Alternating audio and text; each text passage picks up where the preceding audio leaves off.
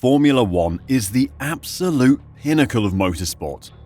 The cars are at the edge of motoring technology. The drivers are the product of an entire lifetime of development. And the teams are thousands of staff strong, all working to create one masterpiece of a vehicle. Each season, the work that goes into the cars amounts to millions of man-hours. Physically, the drivers are subject to forces similar to those felt by fighter pilots. More people watch it globally than any other motorsport on the planet. For a sport this popular though, Formula One is incredibly complex. Whether you're just discovering this incredible competition, or you're a veteran fan that wants a deeper insight into the racing you watch each week, this is absolutely everything you need to know about Formula One. Formula racing, also referred to as open-wheel racing in North America, includes various types of single-seater motorsports characterized by open-wheeled vehicles.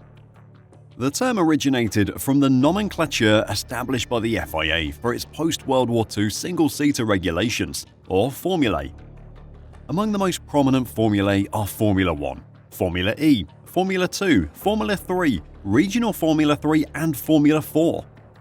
Additionally, the term Formula Racing is commonly used to describe other single-seater series, such as the IndyCar Series and the Super Formula Championship. Sports car racing is a close second to open-wheel racing in a popularity contest. These series are probably the racing series with the most easily recognizable vehicles, as most manufacturers compete at the GT or Grand Touring level with cars that look a lot like their high-performance supercars. On track, you might see Lamborghinis, Ferraris, Chevrolets, Nissans, and Porsches, as well as many other high-performance production cars being converted into full-blooded race vehicles. These series are also home to the prototype class, non-production race cars with unique bodywork, high-performance engines, and wild designs. Touring car racing is another class of motor racing you may have heard of. It's most popular in Germany, the United Kingdom, the Netherlands, and Australia. The vehicles raced in this series are based on road-going production vehicles that have been heavily modified. Unlike other race series on this list, there's little that differentiates the vehicles, so there's plenty of hard competition between drivers. A lot of automakers compete in multiple touring car series with similar cars. Since each series has its own set of rules, race cars may have different performance and aerodynamic requirements. For the most part, touring cars produce roughly 600 horsepower and share the same overall design as their road-going counterparts. We also have production car racing, and these racing series, also known as showroom stock in the US, are a more economical and easier way for enthusiasts to get into racing. In these series, very lightly modified or unmodified vehicles race against similarly outfitted cars. The production-based road cars in this series have strict restrictions on what kind of suspension, tires, wheels, aerodynamics, and brakes the vehicles can be fitted with. This ensures vehicles are similarly equipped as possible for racing to remain competitive. These series are available to professional drivers and amateurs alike. One of the most popular types of racing in North America is stock car racing. You've probably heard of it as NASCAR, and it's been America's most popular racing series since it became a thing in 1948. The story of how NASCAR came to be is one that's worth knowing.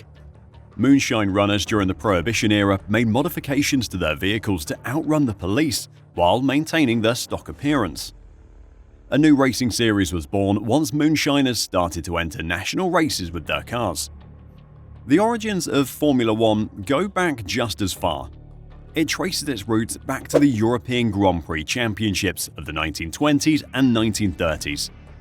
However, the modern iteration of Formula One and Formula racing as a whole began taking shape in 1946, when the Fédération Internationale de l'Automobile, or FIA, standardized rules, leading to the establishment of the World Championship of Drivers in 1950. The sport's development has been closely tied to the evolution of its technical regulations.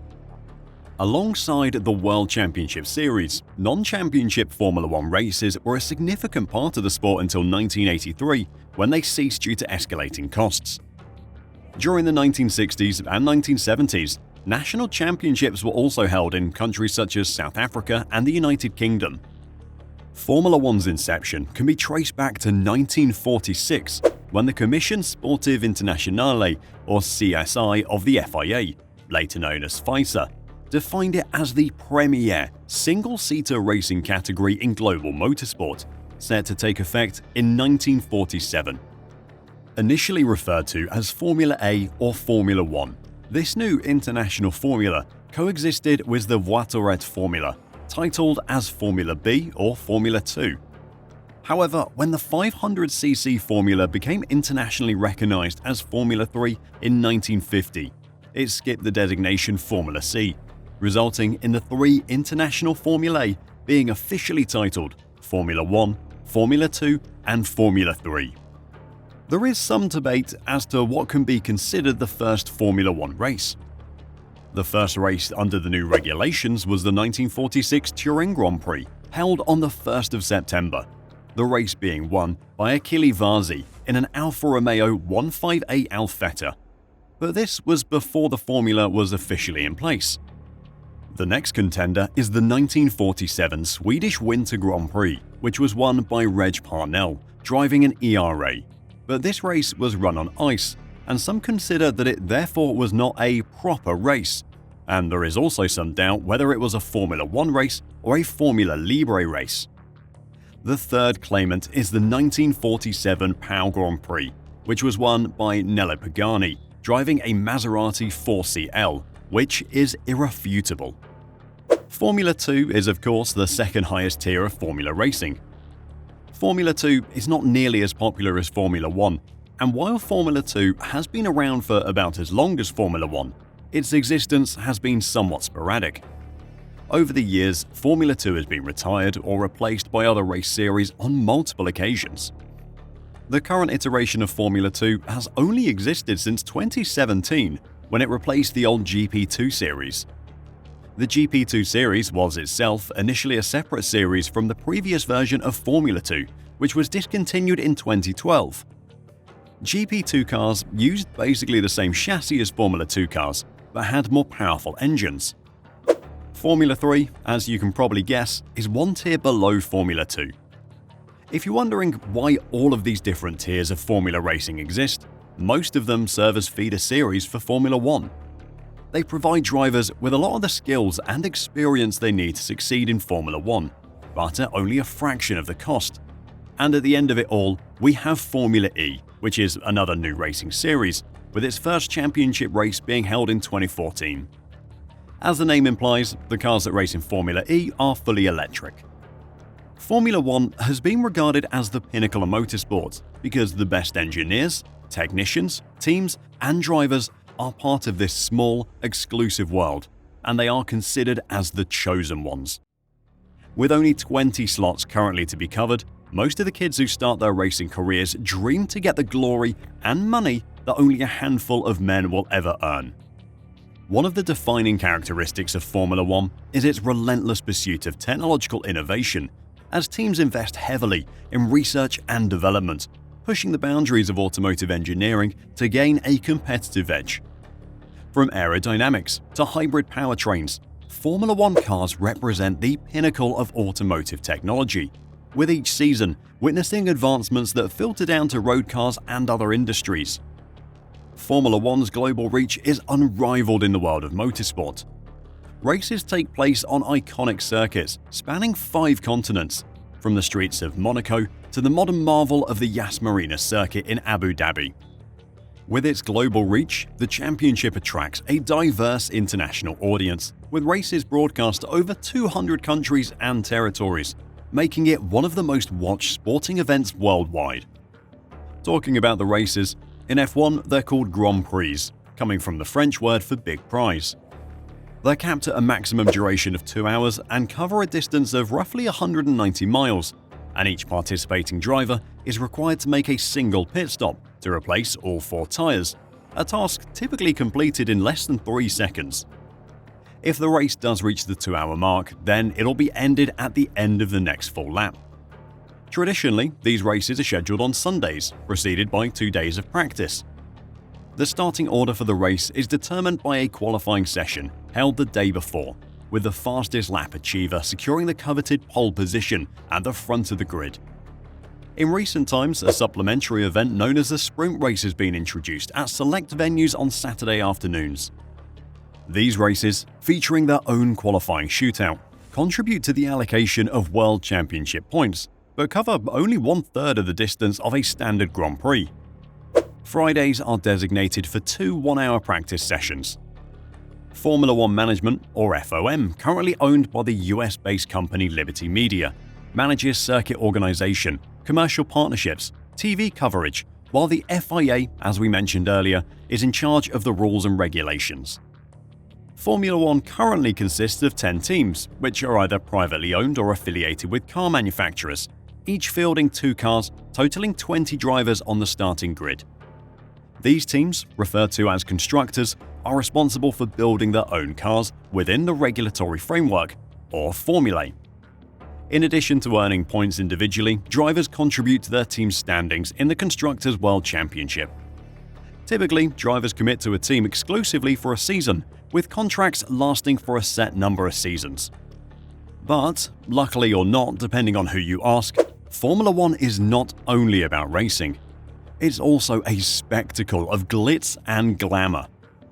From the paddock to the podium, the sport exudes an aura of luxury and exclusivity, attracting celebrities, dignitaries, and high-profile personalities from around the world. And the sport's glamorous image is further enhanced by its association with luxury brands, fashion houses, and premium sponsors. In today's video, we're going to show you the science and technology that powers Formula One. From aerodynamics to hybrid powertrains, we will uncover the engineering marvels that make these rockets fly around the track.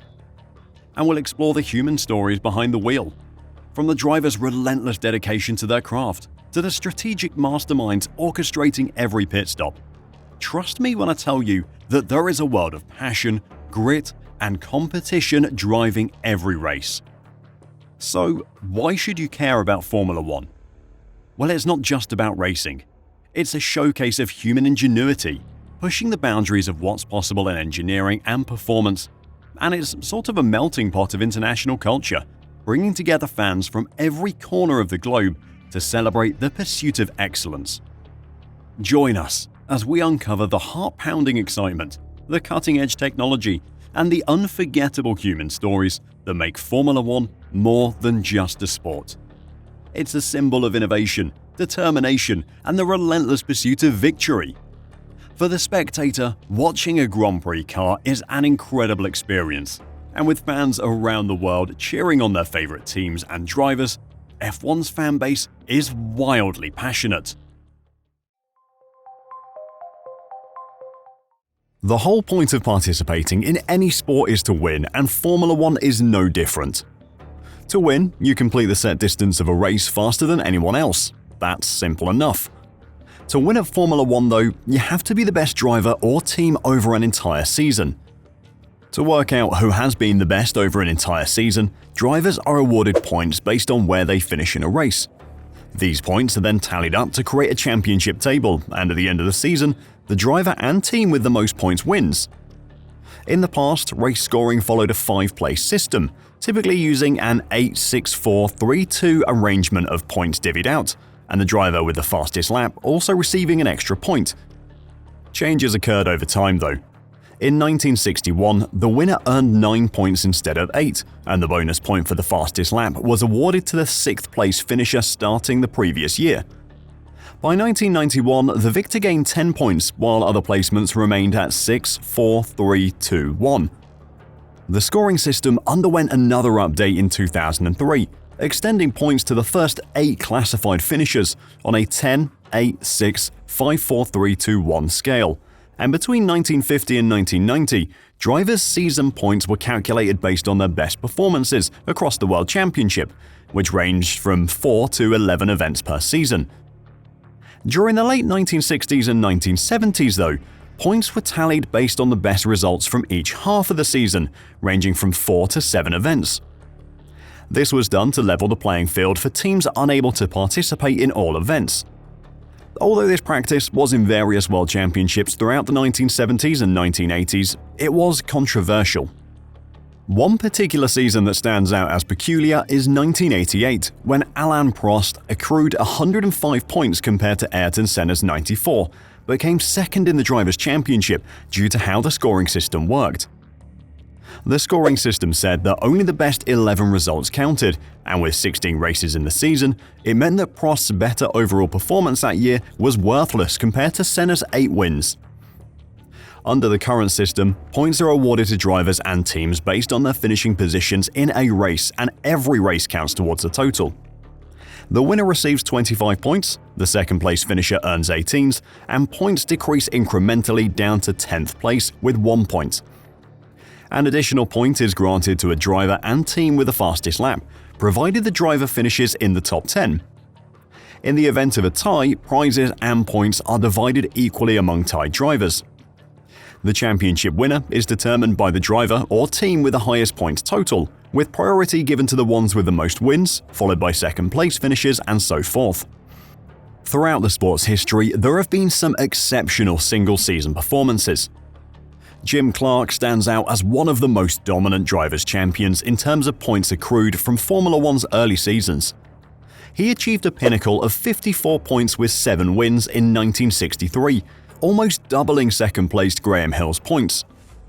McLaren's dominance in 1988 marked them as the formidable Constructors' Champion, amassing 199 points out of a maximum 240, and finishing a staggering 134 points ahead of their closest competitor. In more recent history, Michael Schumacher's remarkable podium finishes in every race of the 2002 season earned him 144 out of a possible 170 points. That same season, Ferrari accumulated 221 points in the Constructors' Championship, matching the combined total of the other 10 teams. Preparing for the race weekend is no easy task for any team, which makes these records all the more impressive. But how does one race weekend look? Well, on a normal race weekend, the preparations actually begin earlier in the week, when the team and car arrive at the circuit. Engineers and mechanics start setting up the garage, unpacking equipment, and preparing the cars for scrutineering. Then the drivers participate in media briefings and simulator sessions while engineers analyze data from previous races and simulations to fine-tune the car setup for the specific circuit. The team conducts meetings to discuss strategy, review data, and plan for the weekend ahead, as mechanics conduct final checks on the cars, ensuring everything is in perfect condition.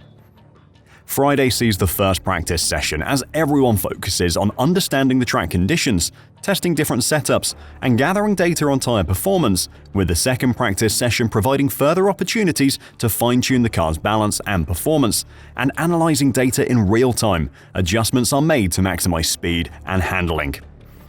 Then we come to qualifying day, which is usually when engineers analyse data from Friday's practice sessions to optimise the car's performance for a single fast lap. During qualifying, drivers push the limits to secure the best possible starting position for Sunday's race. Qualifying is split into 3 individual sessions. The first one, often called Q1, sees all 20 drivers try to set the fastest possible lap. The 15 fastest go through to the next session, while the slowest 5 drop out, starting Sunday's race from the position that they finish Q1 in. In Q2, the same happens again, but with the 10 fastest drivers progressing and the 5 slowest being dropped out again, their finishing positions in Q2 dictating where they start the Grand Prix. Then in Q3, the remaining 10 drivers duke it out, trying to set the fastest time possible, with their final positions in that session determining their grid position. Parc ferme conditions start when qualifying begins, meaning the car's core setup is the same from qualifying into the Grand Prix. Only minor alterations to the front wing, refueling and draining or replacing fluids may occur in parc ferme. The teams must do these with an FIA scrutineer present to oversee the work. On race day, typically on a Sunday, the atmosphere starts heating up as fans fill the grandstand and drivers and engineers participate in pre-race briefings discussing strategy, tyre choices and potential challenges.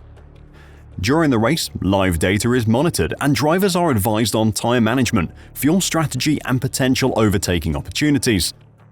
Once the checkered flag falls, mechanics rush to the pit lane to celebrate or console drivers, depending on the outcome, and engineers gather data for post-race analysis, identifying areas for improvement and planning for the next race. While the schedule and activities may vary slightly between teams, the overall rhythm and intensity of a race weekend remain consistent. From pre-event preparation to the final moments of the race, every member of a Formula One team plays a crucial role in pursuit of victory. Since 2021, the Formula One calendar has also featured sprint races. These weekends feature a second, shorter race, just 100 kilometers long compared to the standard 300 kilometers of a Grand Prix. On a sprint weekend, the schedule of the weekend gets changed. 2 of the practice sessions are deleted and replaced. A sprint qualifying session sets the grid for the sprint, and that replaces FP2 on a Friday afternoon. The sprint race itself replaces FP3 on Saturday, before qualifying for the Grand Prix happens as normal in the afternoon. With limited free practice running, the pressure is on to get the setup right first time, and with extra points available in a sprint weekend, it's even more intense. Championship points are awarded for finishing positions in the sprint, with 8 points for first, 7 for second, and so on until 8th place, which gets 1 point. The sprint format was introduced to give spectators more bang for their buck. Many spectators enjoy simply watching the cars during a practice session, but it isn't everyone's idea of a good time. The sprint format guarantees meaningful action every day, with either points or grid position at stake. It gives fans at the track the opportunity to see F1 cars absolutely flat out on each day of the event, and gives viewers at home more racing to enjoy. The scheduling of the weekend is easy enough to keep up with, but F1 drivers have plenty more to think about while racing around the world at lightning speeds. Formula One uses a flag system to convey vital information to drivers.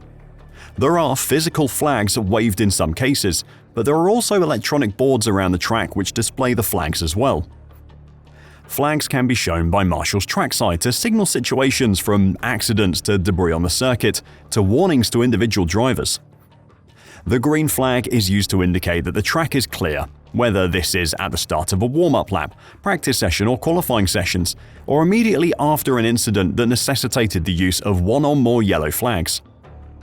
The white flag is waved to inform the driver that there is a much slower vehicle ahead, and is sometimes seen at the end of practice sessions while drivers complete practice starts. A blue flag does the opposite, warning a driver of a faster car approaching from behind. During qualifying, this could be a car trying to set a fastest lap approaching a car that has just come out of the pits. During the race, it could be waved to warn a lapped car that one of the race leaders is approaching behind them and to let them through. The black flag is every driver's worst nightmare, as it is used to signal a disqualification to a driver and orders them to return to their pit garage at once.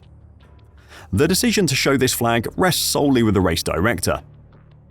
The black flag with an orange circle is used to inform a driver that their car has mechanical problems, which are likely to pose a danger to themselves or others, and means they must stop in the pits as soon as possible. If and when the mechanical problems have been rectified to the satisfaction of the chief scrutineer, the car may rejoin the race, otherwise it must remain in the pits. These mechanical problems in modern-day F1 normally relate to body parts hanging off the car after a collision. The flags can also be used to control traffic on circuit. In certain circumstances, such as when double yellow flags are displayed during practice sessions, qualifying sessions or races, a speed limit can be enforced for either the entire track or within specific sections. When a single speed limit is applied to the entire circuit, indicated by a single yellow flag and a board displaying FCY or full course yellow, or a purple flag featuring a white circle containing the number 60, known as code 60, drivers must adhere to a 60 km/h limit. Alternatively, if a variable speed limit is implemented, denoted by a single yellow flag and a board marked VSC, meaning virtual safety car, drivers must adjust their speed accordingly. Moreover, when a speed limit is enforced in a particular section of the track, the beginning and end of the designated zone will be clearly marked by a double yellow flag and a board bearing the label slow. These measures ensure that drivers maintain safe speeds and exercise caution in response to potential hazards, contributing to the overall safety and integrity of the race. The rules for flags are relatively easy to grasp, but the rules for racing are far more complex. A race director is assisted by a number of stewards, whose job it is to identify drivers breaking the extensive sporting regulation handbook. They do this in real time, and when a steward identifies what they think is driving which breaks the rules, they escalate it to the race director, who can apply a wide variety of penalties to a driver based on the rule they have broken. The entire handbook is readily available to anyone who has a lot of free time and a desire to dedicate a few weekends to reading it. Race directions and how penalties are implemented is a point regularly argued over between fans, as it is in any sport, and always provides a point of lively discussion between race weekends. Managing tyres is a pivotal element in Formula One racing, with a selection of the appropriate tyres and adept tyre handling serving as the determining factors between securing a spot on the podium or facing a disappointing outcome. Formula One vehicles are equipped with a variety of Pirelli tyres, encompassing options for dry and wet conditions, as well as those awkward moments when the track is somewhere in between. The decision on which tyre to use hinges on factors such as track conditions and the weather forecast. Successful tyre management entails not only making the right tyre choices, but also adapting the car setup and driving style to minimize tyre wear. At each race weekend, teams are given a set allocation of fresh tyres. The current tyre provider, Pirelli, has 7 different compounds, 5 of which are dry weather tyres, 1 is a wet tyre, and 1 is for the in-between. At each race, Pirelli chooses 3 of the 5 dry weather tyres that they think will be the most appropriate for the track and weather conditions. The dry tyres' resistance to wear is what sets them apart from each other. Once the 3 compounds are chosen, they'll be marked in red, yellow, and white. Red is the softest of the 3, white is the hardest, and yellow is the medium of the 3. Each car is then given 2 sets of hards, 3 sets of mediums, and 8 sets of softs, as well as the intermediate and wet tyres, and that's all they're allowed to use all weekend. Effectively managing tyres is very important in Formula One racing, where teams and drivers must navigate the delicate balance of maintaining optimal grip for fast lap times while preventing premature wear. A pivotal strategy in tyre management involves selecting the appropriate tyres tailored to the track and weather conditions. Teams meticulously inspect track data and weather forecasts to make informed decisions on tyre choices for each race. Miscalculating tyre selection can result in either excessive wear due to inadequate grip or compromised pace. Fine-tuning the car setup serves as another method to mitigate tyre wear in Formula One. Variables like ride height, wing angle, and brake balance directly influence tyre interaction with the track surface, and adjustments in these areas can help minimize wear. Temperature regulation is equally critical in tyre management. Formula One tyres generate heat as they grip the track, and excessive temperatures can accelerate tyre compound breakdown and wear. Teams and drivers employ various strategies, including setup adjustments, pre-run tyre warming with blankets, and also prudent driving styles to regulate tyre temperature and prevent overheating. Sometimes you might see cars leaving the line to get cool air onto their tyres, or if the track is a little bit wet and drying, they'll get their wet tyres into the wet part to help reduce the temperature further. Tyre wear is also influenced by the car's weight, which decreases as fuel is burned off during the race. Different circuits have unique surfaces and characteristics that can affect tyre performance. For example, street circuits are usually more abrasive and can cause higher tyre wear, while some circuits are known for their high-speed corners, requiring tyres with greater lateral grip. Teams must consider track characteristics when selecting tyre compounds for each race. The science and operation of F1 tyres is in fact so deep and complex that there are engineers at the track whose specific role is to analyze and care for the tyres over the weekend, both in the garage and while they're fitted to the car on track. Since 2010, mid-race refueling has been prohibited in Formula One, shifting the focus of pit stops primarily to tyre changes.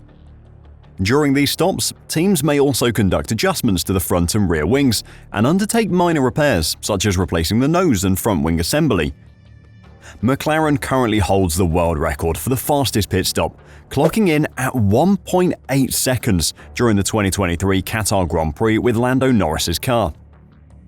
Pit strategies typically involve between 1 and 3 scheduled stops depending on the circuit, with the periods between stops referred to as stints. Approximately 1 lap before the scheduled stop, the pit crew prepares fresh tyres and all necessary equipment. Utilizing an overhead pneumatic rig, the team positions all pit mechanics in place before the car's arrival, except for the rear jackman. In contrast to other racing series allowing each car its own pit stall and crew, Formula 1 regulations restrict teams to a single pit crew for the 2 mandatory cars entered. Consequently, teams must coordinate their pit schedules to ensure only 1 car is in the pits at any time. However, with precise timing, exceptional skill, or under special circumstances, such as immediately after a safety car is deployed, teams can pit both cars on the same lap without significant time loss, known as the double stack strategy. This ensures both drivers are able to make the most of whatever the exceptional circumstances may be, and both get fresh tyres, maintaining a competitive balance and obscuring performance differentials to other teams when only 1 car is in the pits. There are 2 frequently used pit stop strategies in Formula 1, which help teams get the upper hand in the strategic battle of an F1 race. The first is the undercut, where 2 cars vying for track position engage in an early pit stop battle. The trailing car pits earlier than the leading car, aiming to capitalize on fresh tyres to close the gap. They will attempt to do the fastest lap possible upon leaving the pits, making use of their fresh tyres to put in a much faster lap than the car which is yet to pit on old tyres. If successful, the car that pitted first will have closed the time gap that was between the 2 cars before the pit stops, meaning the second car exits the pits behind the car that pitted first. The undercut typically comes into play on circuits with high tyre wear or thermal degradation. On this type of track, tyre warm-up is not an issue, so switching to fresh rubber will always provide a performance advantage. Conversely, the overcut strategy, less common but still employed, sees the chasing car extending its stint to gain track position on the car they were chasing. The car that has not yet pitted will extend their stint as long as they can, aiming to use their tyres, which are warm and performing well, to build a gap over the car that pitted early as it warms its tyres up. Then, once the gap is big enough for them to pit and stay in front of the car that pitted earlier, they'll come in for fresh tyres. Overcuts are usually common on low-grip, low-degradation tracks or during wet races. In these circumstances, it can take several outlaps to get the tyres up to temperature. Overcuts can also occur when there is a strong car performance difference, where the following car is simply much faster in free air once the car ahead pits. These strategies both hinge on factors such as traffic conditions and tyre degradation, which can significantly influence their effectiveness. You'll often hear commentary teams saying that a track favors an undercut or doesn't, and which way that favor swings depends on the track's characteristics. Unless the race unfolds under wet conditions throughout, drivers are mandated to use at least 2 different tyre compounds, which means they have to make at least 1 pit stop. This regulation aims to inject excitement into races, force teams to make strategic decisions, and prevent cars from forming a procession. In the past, cars also made pit stops for refueling. The practice originated when Juan Manuel Fangio did so as a one-off during the 1957 German Grand Prix, followed by Brabham's attempt in 1982. They demonstrated that running light on fuel to increase speed, then stopping midway for fuel and fresh tyres was a strategic move. Although other teams adopted the strategy, it was then banned in 1984. A decade later, F1 reintroduced refueling to add excitement. Despite the implementation of extensive safety measures, mishaps occurred, notably when Jos Verstappen was engulfed in flames at Hockenheim. Due to these occasional incidents and the dangers that come with trying to put fuel into very hot racing cars, refueling was again prohibited in 2010. Determining the race strategy involves extensive research and data analysis, both predetermined and race weekend specific. Strategists gathered data around 6 weeks before the race, including pit lane entry and exit times, expected average pit stop durations, likelihood of safety car deployments, and their impact. During practice sessions, teams gather live data on tyre performance and degradation for each tyre type, refining their simulations accordingly. Qualifying position and accurate weather predictions, including air and track temperatures, wind speed, and direction, also influence the optimal race strategy. These factors are meticulously considered to craft the most effective plan for each race. AI-powered simulations are used by F1 teams to model billions of potential race parameters in order to determine what variables are most likely to lead to favorable outcomes. The cutting-edge data and analytics expertise provided by partners like AWS, Dell, and Oracle mean that the impact of everything, including weather, competitor behaviors, pit stop strategies, track conditions, collisions, and mechanical failures, can all be predicted more accurately than ever before. The use of artificial intelligence in race strategy is vital to gaining that competitive edge. Williams boss James Vowles has commented that AI is the only technology that can make it possible to get at the value hidden in the huge amount of data generated and transmitted during a modern F1 race. He recently told the BBC, "We're going with prototype cars that are changing nearly race on race. Different tracks, different tires.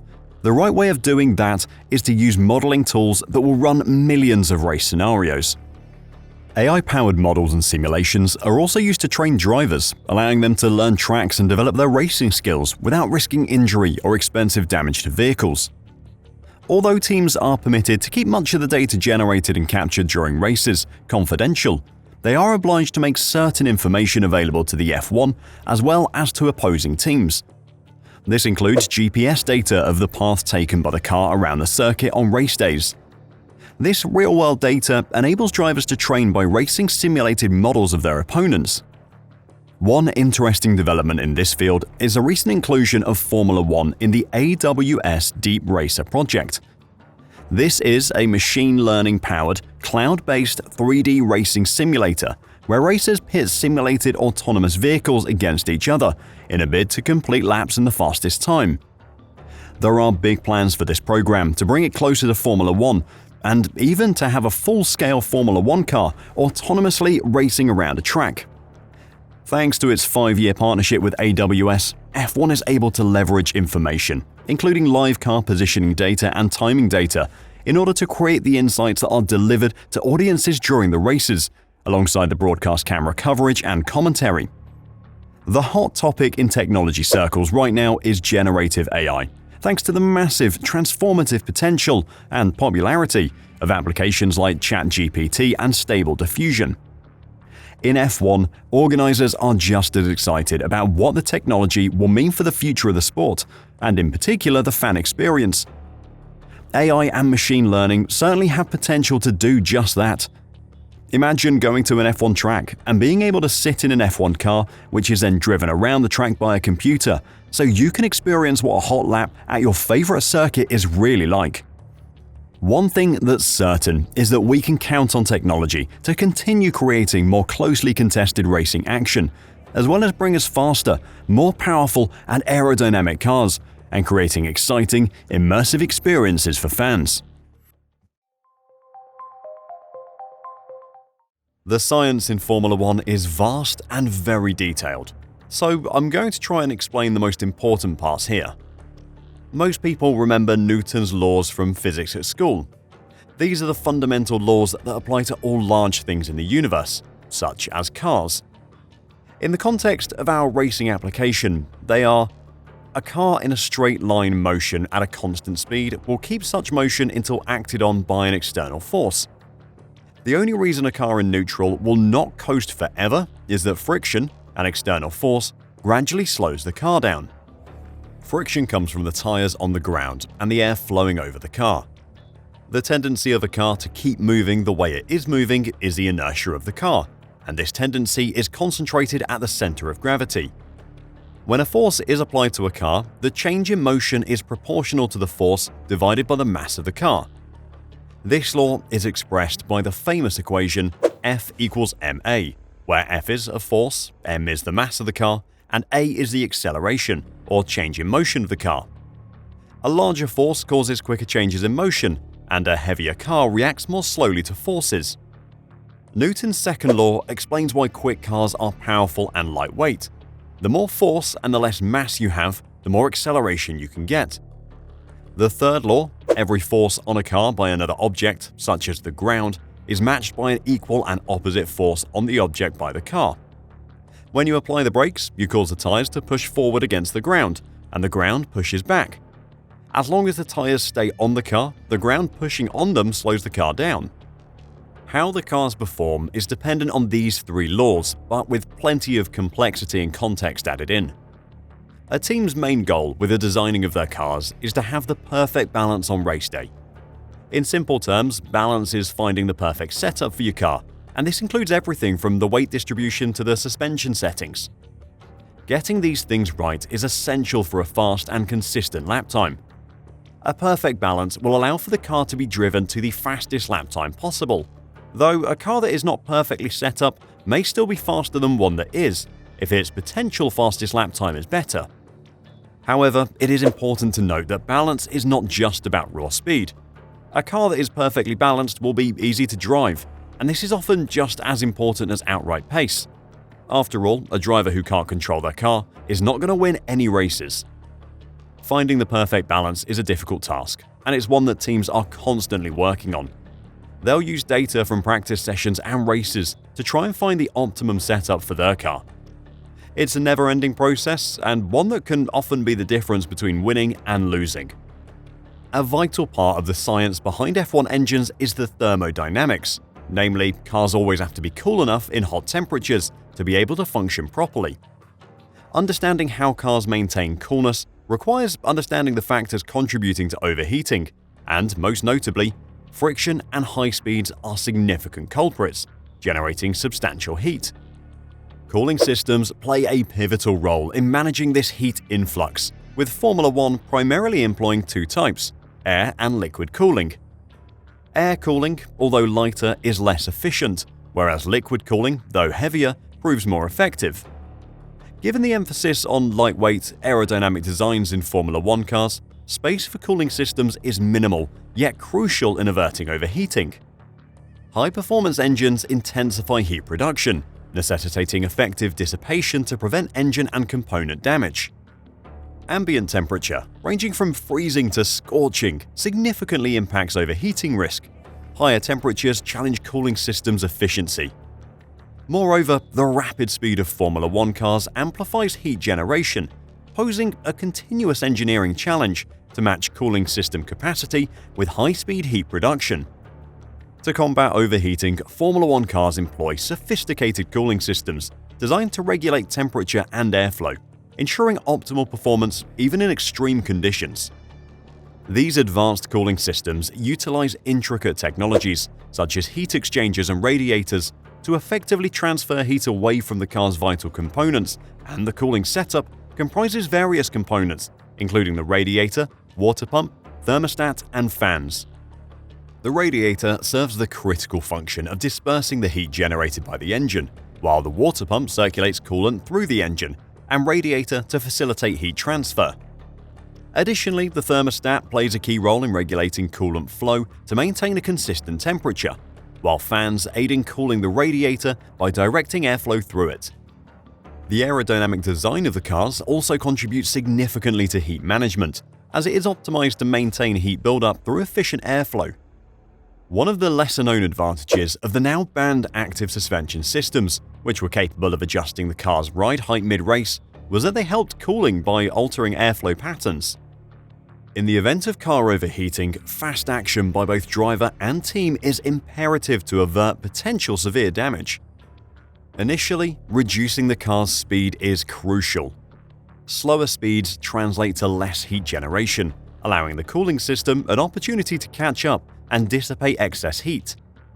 You'll often hear a driver's mechanic on the radio asking for lift and coast, or telling them to find clean air to help cool the car. Should these measures prove inadequate, more drastic interventions may be necessary. This can include replacing cooling system components between sessions or incorporating additional heat shields. Cooling lubricants play a vital role by absorbing heat, while stringent maintenance procedures are adhered to in order to maintain each component within optimal temperature limits. Despite the massive strides that F1 makes each year in cooling technology, teams grapple with ongoing challenges in temperature management. Stringent regulations and weight constraints restrict the utilization of cooling systems, necessitating engineers to devise methods to optimize efficiency while minimizing weight. Nevertheless, continual technological progress drives innovation, with teams persistently exploring novel cooling techniques to push performance boundaries. High-performance braking systems, such as those employed in F1 cars, are responsible for converting high levels of kinetic energy into heat, which is then rejected to the environment through the cooling airflow. These systems operate at very high temperatures, and their components are typically made of more exotic materials than the ones seen on a road car. These systems tend to have a relatively narrow window for the operating temperature. When the temperatures are below the target range, its performance is suboptimum due to low friction. But when above the mechanical integrity, stiffness and wear rate can be compromised. The cooling concepts for such systems are focused on targeting the needs of each component, addressing not only the average temperatures, but also minimizing hotspots and temperature asymmetries. The temperature of the friction surfaces relates directly to the performance and wear. Formula One brake systems tend to have low friction at lower temperatures, meaning that the cars experience relatively low deceleration levels in the initial application stage, and this increases as the temperature of the disc and pads increase. Drivers and engineers often refer to this performance buildup as the bite. Reaching the braking zone with a higher initial temperature will improve the bite, thus running the system at higher temperatures can be beneficial for performance. On the other hand, the wear rate of the friction surfaces is also highly dependent on the operating temperature, the lap average temperature often being used for the wear prediction. When the brake system operates within the target temperature range, a relatively linear relationship between wear and braking energy is seen. However, when the operating temperature rises above the target level, a highly non-linear relationship sets in due to a much higher contribution of the wear through oxidization, which makes the durability prediction of disc and pads very challenging. Formula One carbon disc brakes are tested to destruction to establish the minimum operating thickness, and this limit is used as reference by the trackside engineers to estimate the component's life in terms of number of laps at a given wear rate. In extreme cases, drivers might be told to employ lift and coast to reduce the operating temperatures and bring the wear rate under control. This technique relies on the driver lifting off the throttle several meters before the braking zone to make use of the aerodynamic drag for some of the initial deceleration. The system operating temperature will also influence the mechanical properties of the materials, which can be relevant for structural components such as the upright and calipers. High average or localized temperatures can result in a reduction of the structural stiffness of the component, which will in turn affect the system's response time. Within the caliper itself, hotspots could also cause the hydraulic fluid temperature to rise above its boiling point, which will translate into a sudden increase in the fluid compressibility and a very detrimental effect on the system's response characteristics. The driver will describe the instance as a soft pedal. A final thermal management challenge worth mentioning is the use of the braking thermal energy, or its cooling capacity, to affect the temperature of the rims and tires, which adds another dimension to the cooling design. This technique is widely used in Formula One to encourage the tires to operate within a desired temperature window, sometimes aiming at overall grip, sometimes front rear balance, or in some other instances in an attempt to prolong the race life during a race stint.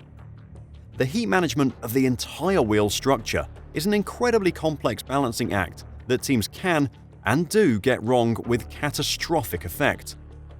A very important part to the car development is the wind tunnel and computational fluid dynamics, or CFD. The wind tunnel and CFD play a very important role in Formula One, as they are crucial for the aerodynamics of the car. But what are wind tunnels and CFD, and how do they work? Aerodynamics play a very important role in modern Formula One. We're no longer in an era where the pace of the car depends solely on the engine and how few parts you can construct it from. A Formula One car is designed as an inverted aeroplane. The purpose of an aeroplane is to fly, while the purpose of a Formula One car is to stay grounded at extremely high speeds. The force that keeps the car grounded to the floor is called downforce. CFD stands for Computational Fluid Dynamics. It is a supercomputer that calculates how fluids will flow through an object. This is a very useful tool when it comes to the development of an F1 car. CFD can be used to calculate how the air will flow through each car part. CFD will create a three-dimensional prototype of the car part, or the entire car, and it will predict how the fluid will flow along the part. This helps engineers save a lot of time by making certain calculations for them and giving them the best course of action for the design of a new car part. CFD is also used by the FIA to modify car part regulations for future seasons. CFD played a huge role for the FIA while they were developing the new regulations for the 2022 season, which saw the return of ground effect floors to Formula 1 in an attempt to reduce wake. The wind tunnel serves as a crucial tool in the development of modern Formula 1 cars, enabling engineers to assess the performance of new car parts at high speeds, and by subjecting components to high-speed airstreams, the wind tunnel facilitates the evaluation of drag and downforce levels, essential metrics for optimizing car performance. Furthermore, the wind tunnel aids in identifying potential modifications to enhance the part's aerodynamic efficiency and fluidity at high speeds. Achieving the optimal balance between downforce and drag is paramount to maintaining both speed and stability on the track. Importantly, the wind tunnel plays a vital role in mitigating safety risks associated with high-speed racing. Incidents where cars become airborne and lead to major accidents underscore the importance of stringent safety measures. In response, the FIA implements new rules and regulations to uphold safety standards and ensure cars remain safe and controllable during races. The CFD provides engineers with a theoretical blueprint of car parts, leveraging theoretical fluid dynamics and various calculations. Engineers then translate these theoretical designs into physical components while adhering to the rules and regulations set forth by the FIA. Initially, engineers develop a scaled-down test part, typically around 60% the size of an actual F1 car, tailored to fit the dimensions of the wind tunnel being used. Testing in the wind tunnel allows for practical assessment and any necessary adjustments to be made. Subsequently, the finalized design is manufactured and integrated into the full-size car. In essence, CFD offers a theoretical approach, while the wind tunnel provides practical testing.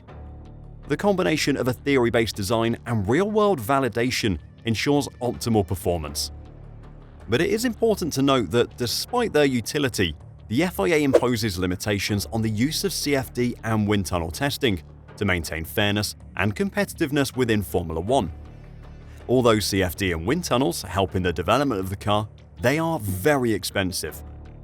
A lot of teams will not have the resources to spend so much time and money on wind tunnels or CFD simulations. Modern Formula 1 has become a very expensive sport to be in. This led to a lot of teams going bankrupt and being forced to sell their teams. This also led to a huge performance gap between teams.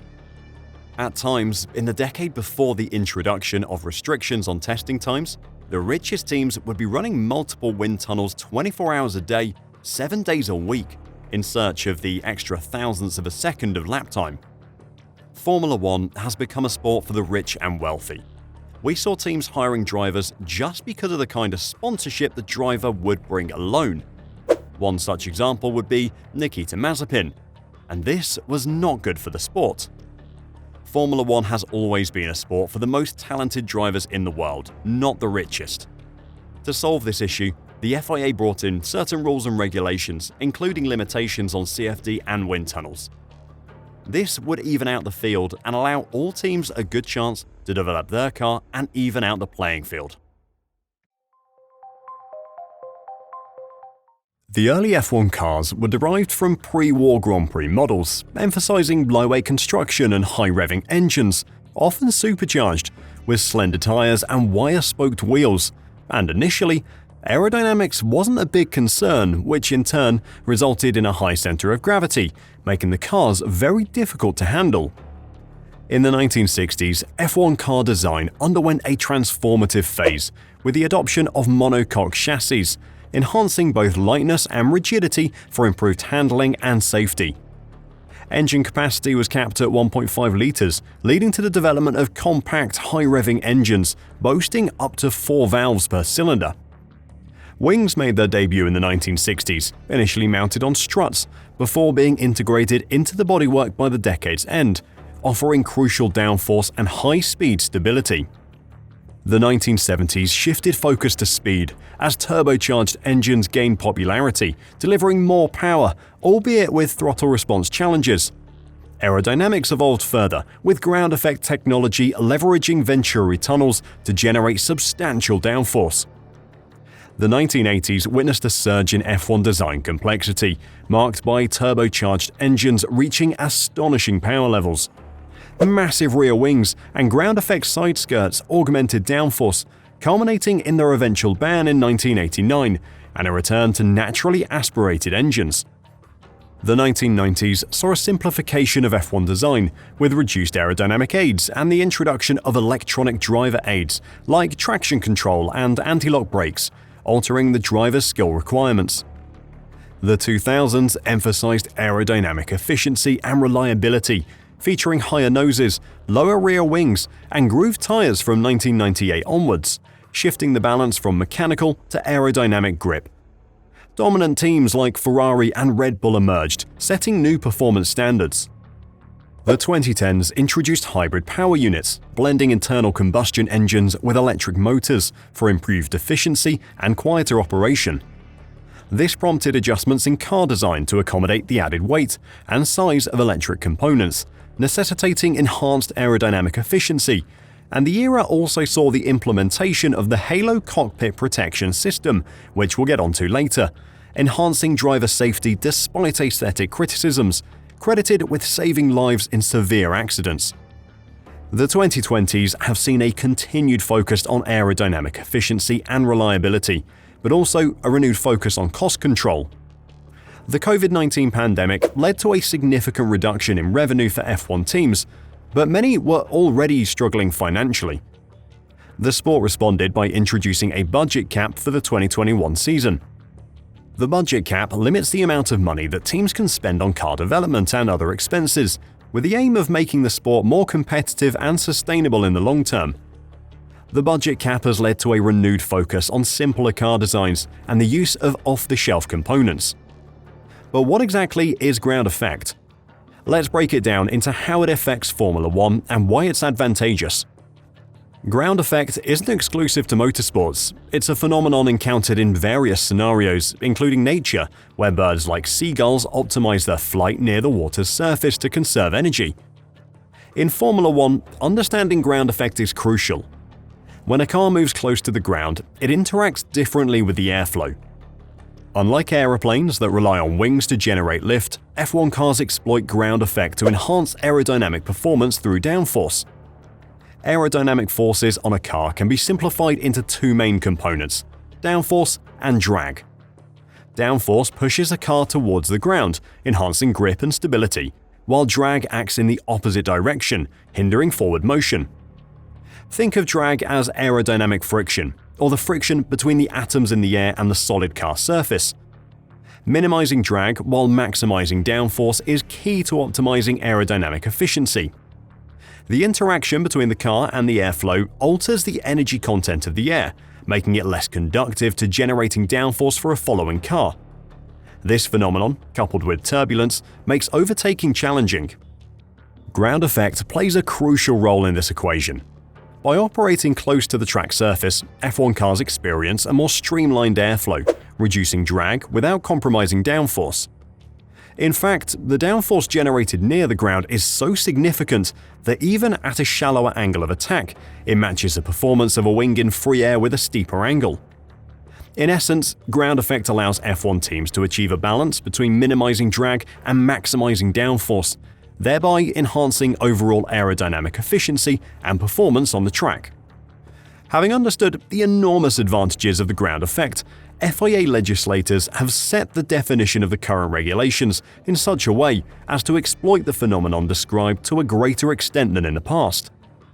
In an attempt to make overtaking less complicated, it was decided to give the underfloor a key role in generating downforce. The inlet section, also known as leading edge, is at the front of the car, just behind the front wheels. It is designed in such a way as to take in as much airflow as it can. The diffuser throat is the point of minimum height of the entire underfloor. Here, the speed of the flow will be at its highest, and the pressure the lowest. The sensitivity of this area is such that the FIA increased its height with respect to the ground by just 10 mm to prevent porpoising. These 10 mm made enough of a difference to reduce performance by an estimated 1 second per lap during the winter the change was introduced. The outlet section of the diffuser, also called the trailing edge, has a rapid expansion of the airflow as its main task, which we'll discuss later. On the sides of this area, there are those which improperly take the name of Venturi tunnels. In fact, although the initial narrowing of the section speeds up the flow exactly like a Venturi tube, the effect of the diffuser must also be taken into account. In the final portion of the underfloor, the diffuser has the task of expanding the airflow as much as possible to bring it back to pressure values equal to atmospheric pressure when it is extracted. Not surprisingly, sometimes the diffuser is also referred to as an extractor. A well-functioning diffuser guarantees a robust and consistent performance of the entire underfloor, which gives us an idea of how much the underfloor and the diffuser together should be considered as a single body during the design phase. Formula One's cost cap rules are forcing teams to change their approach to car improvement as they look for ways to improve performance without the need for brand new parts at every race. Traditionally, teams have been able to bring specific front and rear wings for every track, but now they prefer to have a selection that can be used at a number of circuits with similar characteristics, saving them a lot of money in manufacturing parts. How a team balances the drag and downforce of their cars can be shockingly different between different teams at the same race. We're going to look at two examples here. The first one being the 2022 Jeddah Grand Prix, where Red Bull and Ferrari had very different car setups, but bear in mind this was only the second race with the new ground effect regulations, and teams were still finding out how their cars responded to various settings in the real world as opposed to simulation. In both examples, the two teams ended up with very different setup philosophies for the same race. It is not the speed attained at the end of the straight which is important in F1. Rather, it is how long it takes to get from the beginning of the straight to the end. And if you're entering it faster because you're quicker through the corner leading onto it, it can be that you lose very little time on the straight despite going much slower at the end of it. At the 2022 Jeddah Grand Prix, Ferrari favoured a spoon-shaped main plane for their rear wing, the lower of the two parts of the assembly, with quite a deeply dished central section and very slim at the outboard ends. It is the main plane rather than the flap, which is the upper part of the assembly, which creates most of the drag. Ferrari came to that Jeddah race with a new wing, and while much the same in general profile as that used in Bahrain, it was less deeply dished in the middle. It's a low downforce wing, but not that low downforce. Red Bull tried their Bahrain wing during Friday practice in Jeddah, but eventually settled on a lower downforce setting. And their low downforce wing was evidently much lower in downforce than that of Ferrari. Although their Bahrain main plane was spoon-shaped, their low downforce wing used in qualifying and the race in Saudi Arabia had a very straight-edged main plane with only a tiny tapering away at the outboard ends.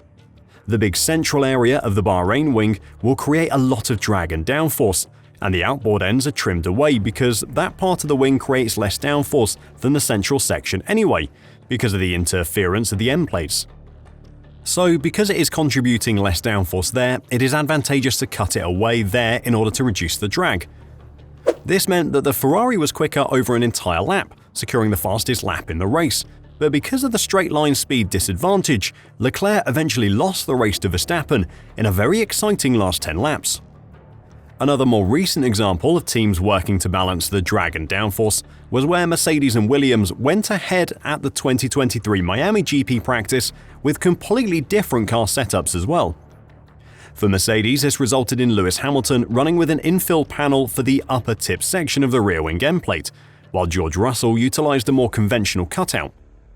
This design difference has a marked effect on the behavior of the outer section of the wing, with drag and downforce levels traded off against one another. This sort of experimentation was helped by Mercedes' decision to produce a rear wing that has interchangeable parts, which not only saved money in terms of manufacturing, but also allowed for quick aerodynamic setup changes too. Williams was also experimenting with its aerodynamic setup during free practice, as it looked at ways to trade performance between the upper rear wing elements and the beam wing. Alex Albon was tasked with trailing the higher downforce rear wing arrangement with just a single lower beam wing element, while Logan Sargent ran laps with the lower downforce rear wing, which was married to a double beam wing setup. In the end, Sargent switched out to the same arrangement as Albon, as the team leaned on more performance from the rear wing while improving its straight line speed with the single beam wing element. So you can see that while the design phase of a car is vital to success in F1, the work of the trackside engineers to balance the aerodynamics in the real world is also essential.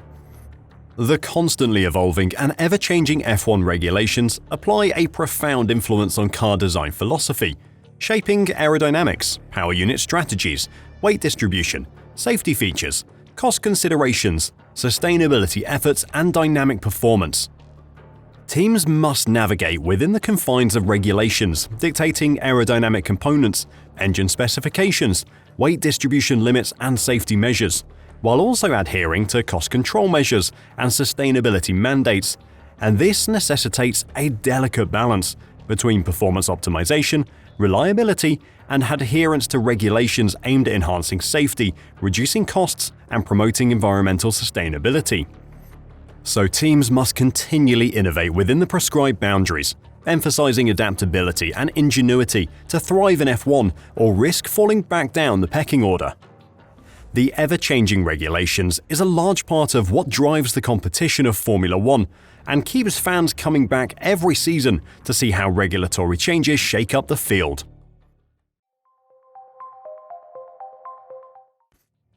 Aerodynamics are only one part of F1 car design.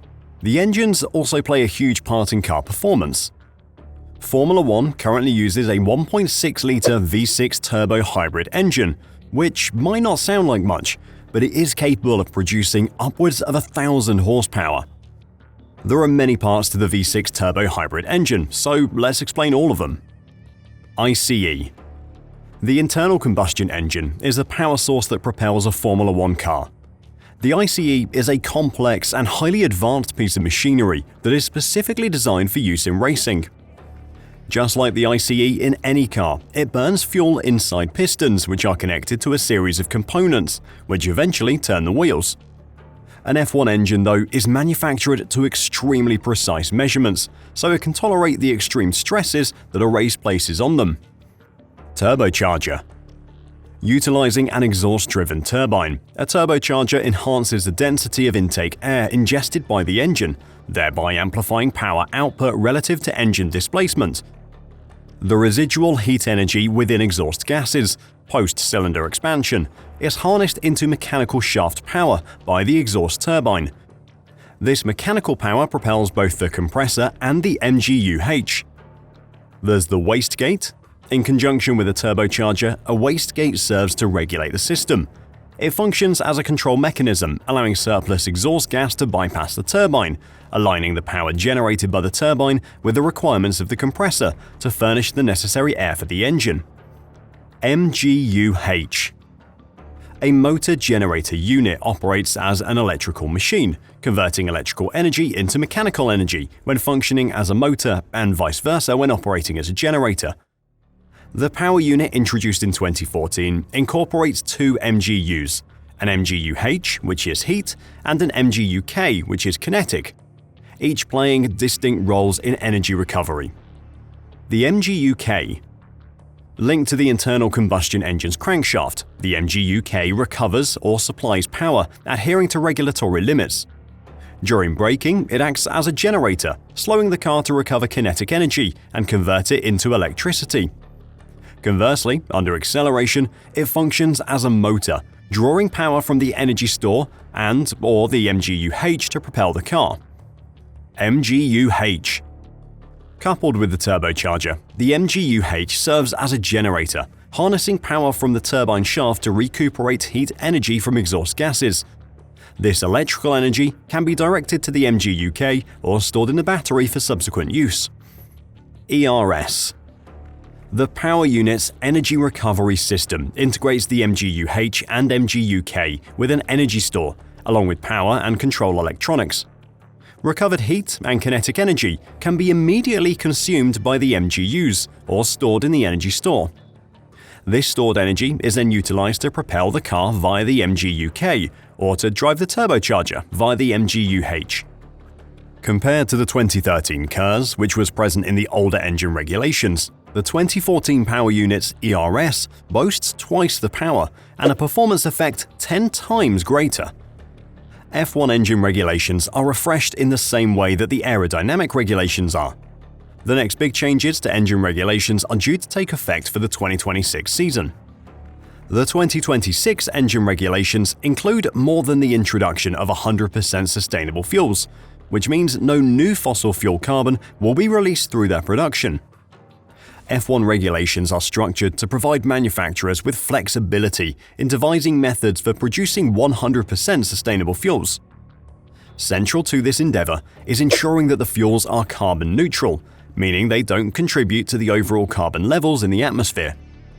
To achieve this, manufacturers are required to utilize existing sources of carbon rather than introducing additional carbon emissions. Carbon can be sourced from various outlets, including non-food biomass, which can be converted into gas, direct air capture, or green hydrogen derived from water electrolysis. Subsequently, intricate laboratory processes are employed to synthesize fuel through a series of chemical reactions. While this provides a simplified overview of the production of sustainable fuels, the composition of the fuel is crucial, particularly in optimizing the utilization of hydrogen and carbon atoms. Notably, the impact of sustainable fuels transcends the realm of cars. Sebastian Herz, BP's lead advisor on mobility policy, notes that the 2026 rule changes are driving substantial research and development into various sustainable fuels, with implications for potential development in conventional road gasoline. It is hoped that the sustainable fuels developed for the 2026 regulations will be able to be adapted for road use and act as a substitute for traditional petrol, requiring no changes to existing petrol engines to enable them to use sustainable fuels. The new fuels should also work with existing petrol stations, meaning that, unlike electric cars, no new infrastructure will be required for their utilization. A notable distinction between the development of road fuels and race fuels lies in F1's prohibition of co-processing, a method involving the simultaneous processing of renewable feedstocks and crude oil. According to Herz, this restriction poses a challenge for achieving scalability while constructing new plants, as it forgoes the utilization of existing refineries for producing low-carbon fuels. The development of sustainable fuels stretches far beyond cars, and various efforts could help the sport cut emissions from its hefty logistics footprint. The type of fuel varies based on a multitude of factors, and different pathways face different energy and cost levels. But it is a critical component of F1's strategy because 45% of its 2019 carbon footprint is road, sea, and air logistics. The fuel used in F1 is derived from the fuel used in road cars, but tailored more towards that engine, whereas in the real world, fuel needs to meet the needs of various cars and engine manufacturers. Changes are made to the key characteristics. Therefore, creating a drop in fuel means it can be blended without changing the field specification. F1 may be a motorsport series, but it does provide a testing ground for normal businesses.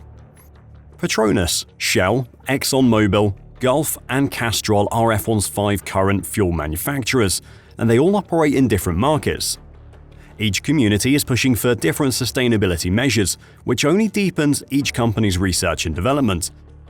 Herz said that to some extent, this has helped companies like BP not only determine the most competitive fuel makeup for F1, but also help other communities have greener and more sustainable fuels. While the internal combustion engine and the fuel it burns is central to an F1 car, the energy recovery system, or ERS, is just as important. Understanding the energy recovery system in Formula 1 adds an intriguing layer to the sport, showcasing remarkable technological advancements and strategic intricacies. teams must navigate how to efficiently harvest and deploy energy for optimal performance, making decisions on when to utilize the additional power, how to manage systems temperatures to prevent overheating, and even how to configure the car for maximum energy recovery. The ERS also plays a significant role in fuel efficiency, as its ability to generate electrical power contributes to reducing overall fuel consumption during a race. The less fuel you need to finish a race, the less you have to carry, and the lighter your car will be. Since its inception in 2014, the ERS has undergone substantial development. Initially, teams faced challenges in managing the complex technology, with overheating and balancing recovery and deployment proving difficult. However, with increased understanding, the system's reliability and effectiveness have improved. In the hands of skilled engineers and drivers, the ERS has become a potent tool that can sway the outcome of a race. The transition from manual deployment of the kinetic energy recovery system to the automated control of the ERS by onboard computer systems marks a significant shift. Drivers now play a pivotal role in managing the ERS, selecting different engine modes that adjust its usage, aggressiveness, and impact various race factors. Moreover, handling the car during ERS power deployment requires finesse from the driver, as the sudden surge can affect balance, particularly during acceleration out of corners. The introduction of the ERS has elevated race strategy in Formula 1. Teams strategize when and where to deploy stored energy for maximum effect, considering factors like track layout, weather conditions, and driver style. Looking ahead, the ERS is poised to play a crucial role in Formula 1's future as the sport aims for greener and more sustainable practices. Its alignment with global electrification trends suggests potential avenues for further development and innovation. While an all-electric Formula 1 championship may be distant, the ERS represents a step in that direction. Additionally, advancements in ERS technology could have broader implications for the automotive industry, as innovations often trickle down from F1 to road cars. In essence, the ERS system in Formula 1 is a testament to the sport's technological prowess, enhancing both performance capabilities and strategic depth. It underscores the blend of athleticism and cutting-edge technology that makes Formula 1 a thrilling spectacle. So the next time you watch a race, remember the intricate workings of the ERS beneath the surface, shaping every maneuver and strategy. In the electrifying world of Formula 1, even slowing down becomes an opportunity to accelerate. As Formula 1 evolves, the strategic balance between combustion and electric power remains crucial. A full transition to electric power is unlikely in the future with the existence of Formula E, and in fact, many fans are hopeful that the emergence of sustainable fuels will allow for the removal of the hybrid component of the engine altogether.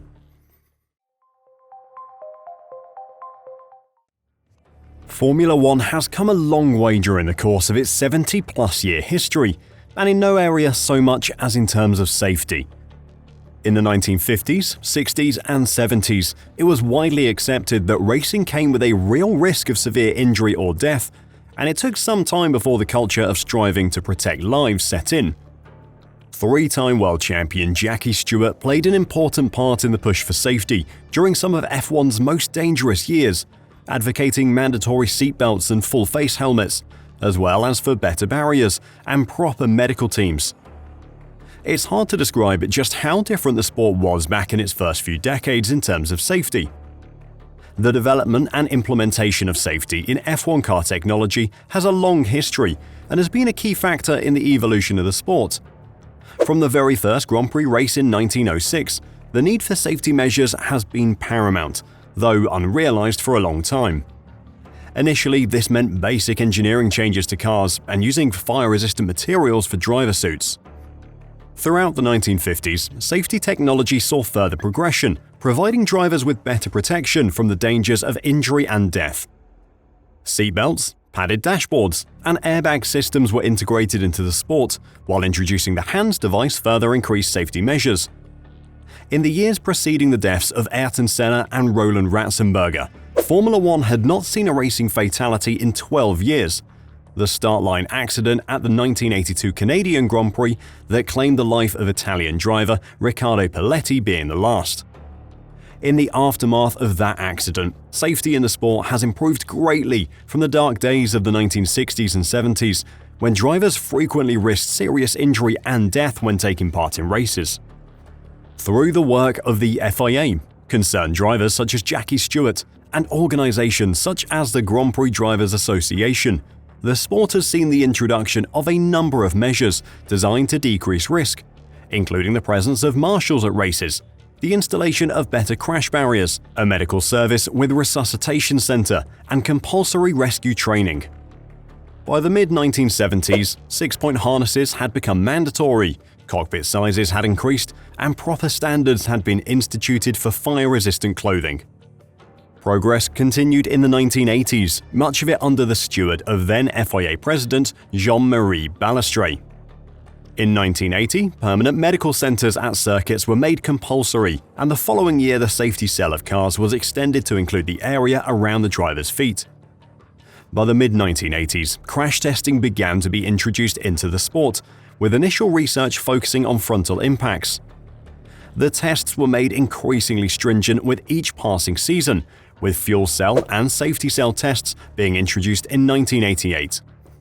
In 1989, a permanent race director was appointed, a role that would eventually pass in 1997 to long-standing race director Charlie Whiting, who oversaw all of the many additional safety measures introduced to the sport by the FIA before his death in 2019. However, while the safety bar had been significantly raised by the early 1990s, it was the tragic events at the 1994 San Marino Grand Prix which led to the deaths of Roland Ratzenberger in qualifying, and then the loss of racing legend Ayrton Senna the following day, that sparked a new and more intense focus on safety research. And it is these improvements that perhaps represent the greatest legacy of Senna and Ratzenberger. In the aftermath of the Imola crashes, then FIA President Max Mosley instituted a host of changes. An immediate program of circuit alteration was undertaken, and using computer analysis, the FIA identified a range of dangerous corners that needed to be made safer. Test procedures for tire barriers became mandatory, and barriers also had to be secured by rubber belts. The speed limit in the pit lane was reduced to 80 km an hour in practice and 120 km an hour in races, and stricter standards for helmet design were introduced. In the 2 decades since, the FIA has continued a rigorous safety research and development program. The 1973 Canadian Grand Prix played host to the introduction of the FIA safety car. This car is designed to improve the circuit safety by surveying the track and intervening in any incidents or accidents. It's equipped with various safety features such as a fire suppression system and a medical response unit, which are designed to help prevent and mitigate any injuries or damage resulting from an incident. The safety car is an important tool in motor racing, and its presence on the track helps to provide additional protection to drivers, crew members, and spectators. In 2015, the Virtual Safety Car, or VSC, was introduced to reduce the risks of accidents in wet or hazardous conditions. The VSC has been credited with reducing the number of serious accidents in the sport and has become an important safety feature in Formula One racing. In 2018, the Halo device was officially introduced to protect drivers' heads from objects entering the cockpit and has since become a standard safety feature in all Formula One cars. The Halo is without a doubt one of the most important safety measures installed on an F1 car. After the crash of Jules Bianchi at the 2014 Japanese Grand Prix, a new safety device called the Halo was introduced to improve driver safety. While its reception was mixed at the time, with the majority of drivers being vehemently against it, the controversies revolving around the device have now simmered down. The Halo has consistently demonstrated its life-saving effectiveness in recent seasons, exemplified by critical moments such as Charles Leclerc's incident at Spa in 2018, Romain Grosjean's harrowing Bahrain crash in 2020, and Zhou Guanyu's car flipping at Silverstone in 2022. Thanks to the Halo, numerous drivers have emerged from severe incidents with only minor injuries. Engineered to endure 15 times the static load of a Formula One car and withstand the impact of a 20-kilogram wheel hurtling at 225 km per hour, it is an incredible piece of engineering. The halo is a three-pronged tubular titanium structure that surrounds the cockpit of a Formula One car. It acts as a shield to deflect or absorb impact forces during accidents. The FIA began investigating different frontal protection devices as early as 2011. The governing body explored options such as full canopies and roll bar-like structures. To determine the effectiveness of these devices, the FIA developed rigorous safety test programs which involved applying significant vertical, frontal, and lateral loads for 5 seconds. The halo was the only device that passed these tests. The FIA also conducted investigations in past accidents, simulating each scenario with the halo to evaluate its potential impact on driver safety.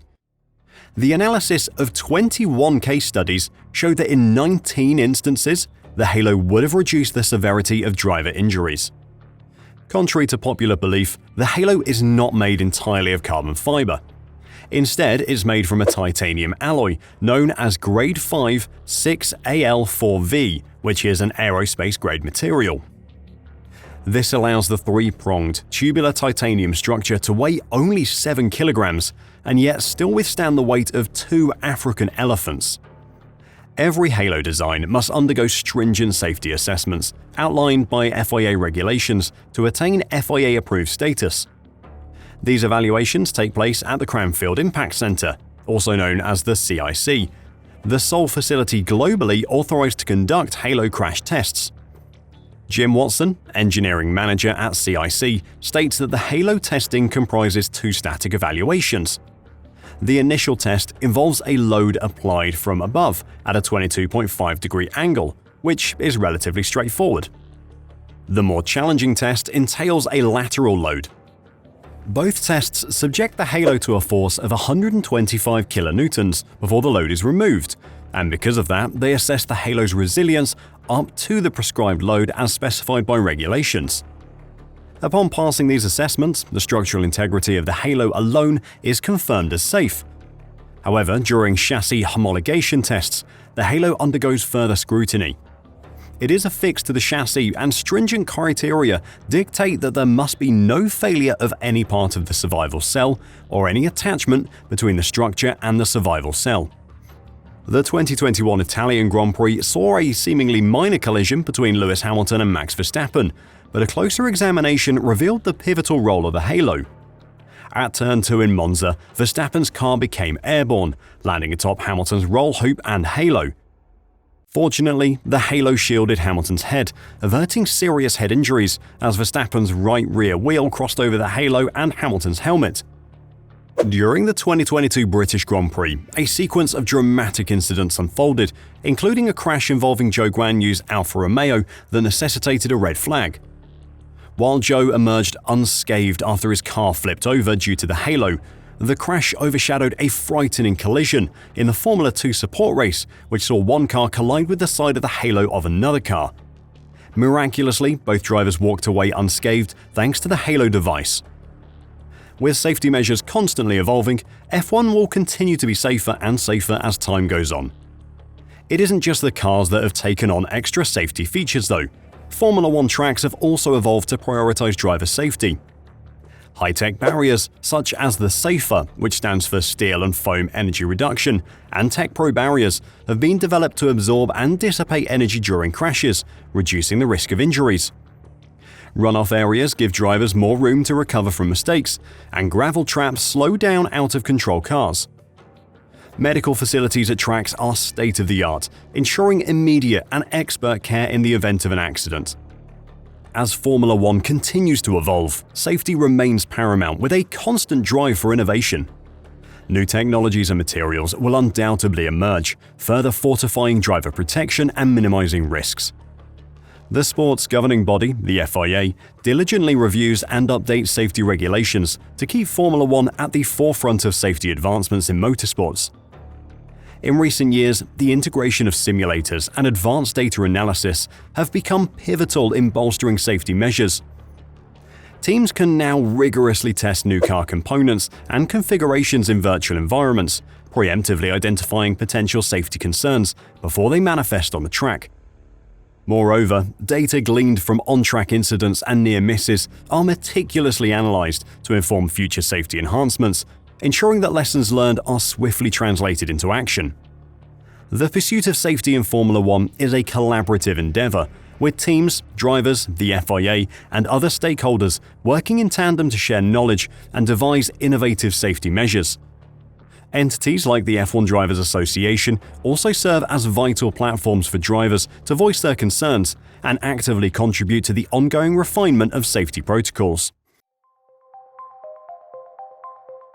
With pioneering designs and state-of-the-art technology, is it any surprise that F1 technology has found its way into the production of everyday road cars? In modern Formula One cars, a movable flap on the rear wing allows drivers to reduce aerodynamic resistance, known as a drag reduction system or DRS. This technology has transcended the realm of racing and has found its way into numerous road vehicles, with everyday cars to high-performance models. For instance, Ferrari's SF90 utilizes a twin-part rear wing that incorporates the drag reduction system. Similarly, vehicles like the Ford Mustang, BMW M5, and even older Chevy Cruze sedans employ similar F1-inspired technology. In these cars, active grille shutters activate at specific speeds to minimize drag and enhance fuel efficiency at higher velocities. Conversely, the shutters open again to optimize engine cooling when the speed decreases. Then we have carbon fiber. In 1981, McLaren made history by introducing the Formula One world to the first ever carbon fiber chassis with its MP4-1 model. While carbon fiber had been utilized in similar components within F1 technology prior to this, McLaren's innovation marked a significant leap forward by employing it on a larger scale. This pioneering advancement laid the groundwork for the development of the world's first series production road car featuring a carbon fiber chassis, notably demonstrated by the Mercedes-Benz SLR McLaren. Today, carbon fiber stands as a prominent material in various premium road car brands, such as Rolls-Royce, Bentley, and Aston Martin. Notably, the Jaguar XE SV Project 8 utilized carbon fiber body panels to counterbalance weight from its larger, heavier engine.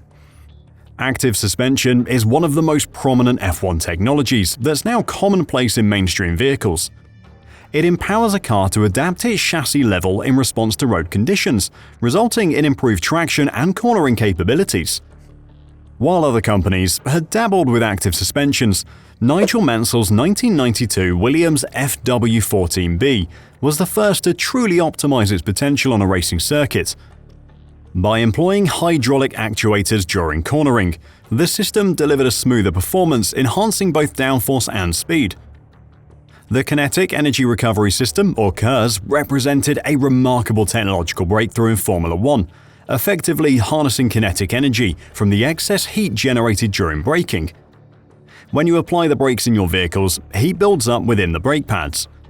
Traditionally, mechanical systems capture this kinetic energy, transferring it through an electric motor, which then channels the energy into a battery for later use.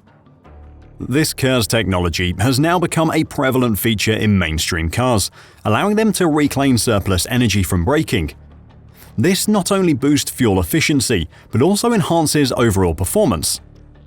Initially introduced in Formula One to provide cars with an additional power surge, KERS has now become commonplace, seen in numerous internal combustion engine cars, as well as various high-performance electric vehicles. In road cars, the controls for adjusting volume, radio stations, the driver's display, and even setting cruise control all find their origins in F1 technology. This practice began in the 1970s but gained significant momentum in the 80s and 90s with the integration of more advanced technologies. At speeds reaching 300 km per hour, drivers couldn't afford to divert their attention in search of a button, which led to their placement on the steering wheel. In modern Formula One machines, there can be as many as 25 switches and dials responsible for various functions, ranging from brake bias adjustment to activating the DRS system, along with the crucial overtaking button that extracts maximum power from the engine and motors.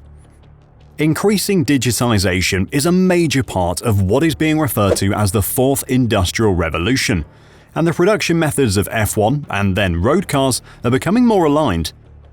This is allowing road cars to be built in more complex shapes and processes, with new, more adaptable materials and technologies. The changing nature of automotive engineering means that F1 is also transforming the next generation of road vehicles. Paddy Lowe, the former executive director at championship-winning Mercedes F1 team, explained, "Is there technology transfer between race and road car engineering? Resoundingly yes, but it's subtler than bolting bits from one car onto another. There are examples of direct transfer, but there is also indirect transfer, where S1 serves as a research laboratory for developing new solutions and showing the world what is possible." For the Ferrari F1 team, this crossover is the sole reason for their existence. Always has been. And the F1 and GT, meaning road car sectors of the company, are literally intertwined, ensuring the racing blood goes into the road car technology. "We move people from one side to the other, and there is an information exchange," Ferrari's technology transfer manager Amedeo Visconti said in an interview with Professional Motorsport. "Sometimes it's planned, sometimes it just happens by chance. With people, you transfer knowledge, mentality, and relationships." One of the most significant contributions of Formula One technology to everyday cars is the development of hybrid power units. F1 cars have long embraced the combination of traditional internal combustion engines with energy recovery systems, which convert heat and kinetic energy into usable power. This concept has made its way to road cars, leading to the rise of hybrid and plug-in hybrid vehicles. The technology pioneered in Formula One has paved the way for more efficient and environmentally friendly transportation options, reducing emissions and fuel consumption for everyday drivers. It's no secret that Formula One is not the most environmentally friendly sport. However, the sport is working with partners and suppliers to reduce the overall carbon footprint. Formula One plans to create a 100% renewable fuel by 2026 and become completely carbon neutral by 2030. These plans are not only ambitious, but also essential for the future of the sport and wider automotive industry. These efforts will lead to the development of more sustainable technologies, reducing the impact on the environment and setting a precedent for other industries to follow. From hybrid power units to aerodynamics, materials, safety innovations, and data-driven technologies, Formula One has sparked a revolution in the automotive industry. The innovations developed in the pursuit of speed and performance have translated into more efficient, safer, and environmentally friendly everyday cars. But Formula One technology doesn't only contribute to road cars with internal combustion engines, but also it's shaping up the future of electric vehicles as well. The COVID-19 pandemic has inflicted a significant damage across various industries, with the automotive sector being particularly hard hit.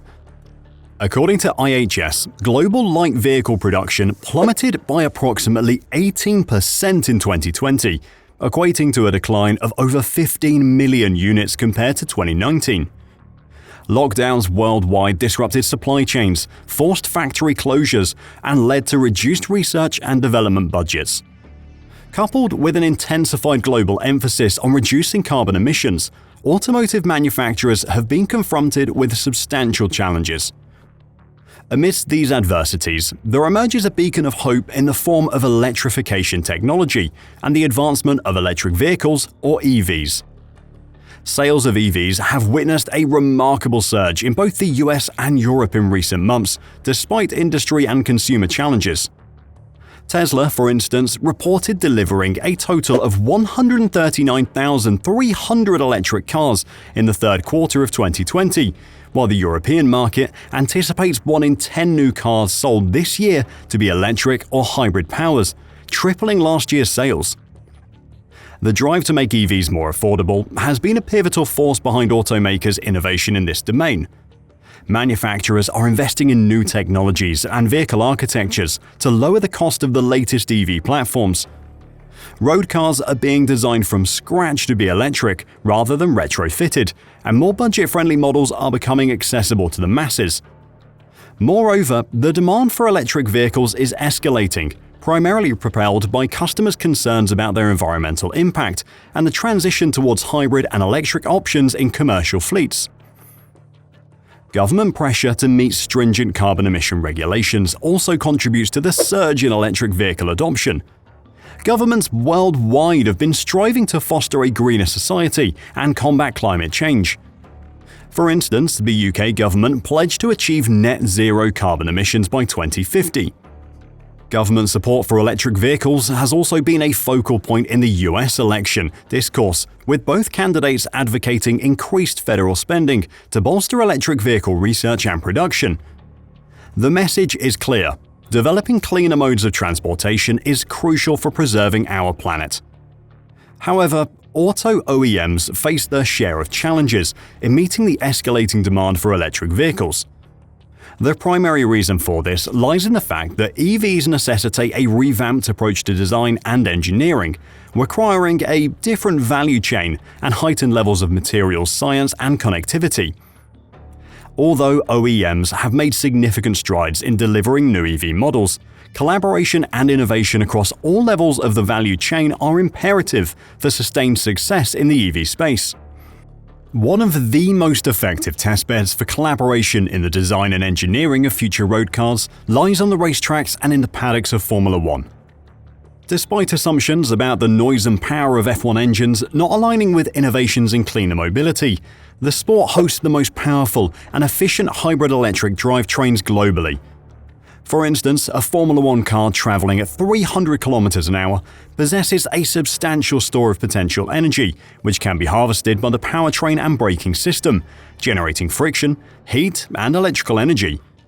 This hybrid electric powertrain stores the energy in the onboard battery and deploys it when the vehicle accelerates out of a turn, rendering the car exceptionally efficient and powerful.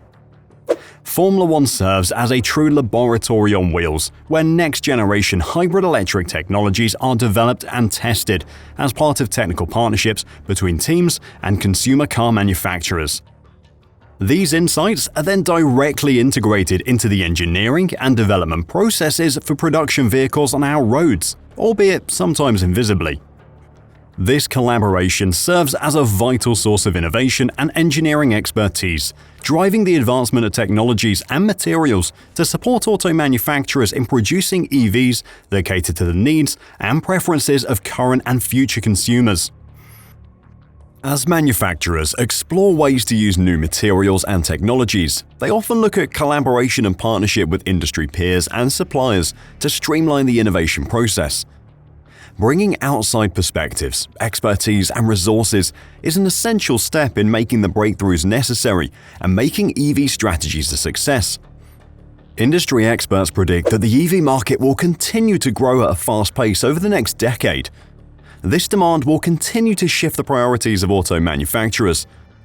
This shift in priorities will require newer, more advanced, and more complex technologies and materials.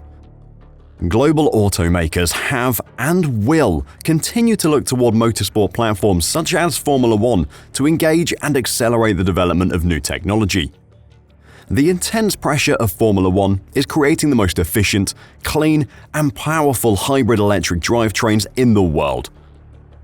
Formula One also has an impact beyond road cars and production vehicles. At first glance, a 4.5-year-old with a serious heart condition and a Formula One racing car have little in common.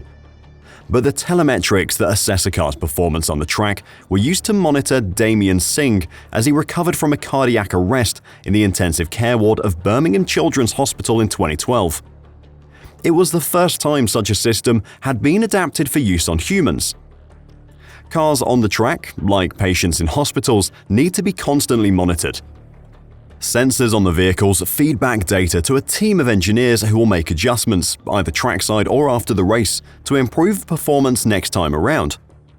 By contrast, most hospitals rely on a combination of paper charts, plotting the vital signs of patients, from heart rate to blood pressure, and the 4-hourly observations conducted by nurses and doctors.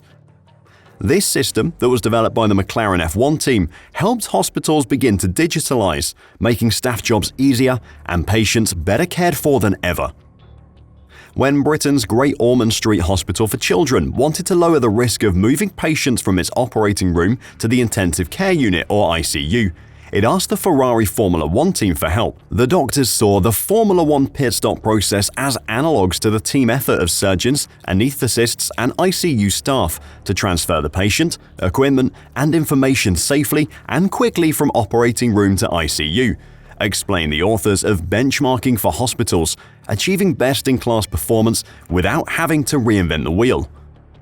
After reviewing a video of the Great Ormond Street process, the Ferrari Formula One team suggested a new handover protocol with more sophisticated procedures and better coordinated teamwork. As a result, the hospital reported improved patient safety and a reduction in error rates from 30% to 10%. There are so many more examples of F1 technology in the real world. For example, British supermarket group Sainsbury's uses energy-saving technology co-designed by part of the Williams F1 group to make its fridges more efficient. Initially created to divert air over and around race cars to allow them to maximize performance, in-store it helps prevent cold air from leaving the cabinet, directing it back into the fridge, Sainsbury's explains. The chain has fitted over 400,000 aerofoils to its fridges since 2017, reducing energy use by 15% and saving almost 9,000 tons of carbon a year. There are 1 million aerofoils in the UK. The technology has been created by Aerofoil Energy, a technology company based in Cheshire, England, and Williams Advanced Engineering, a technology and engineering services business that is part of the Williams F1 group.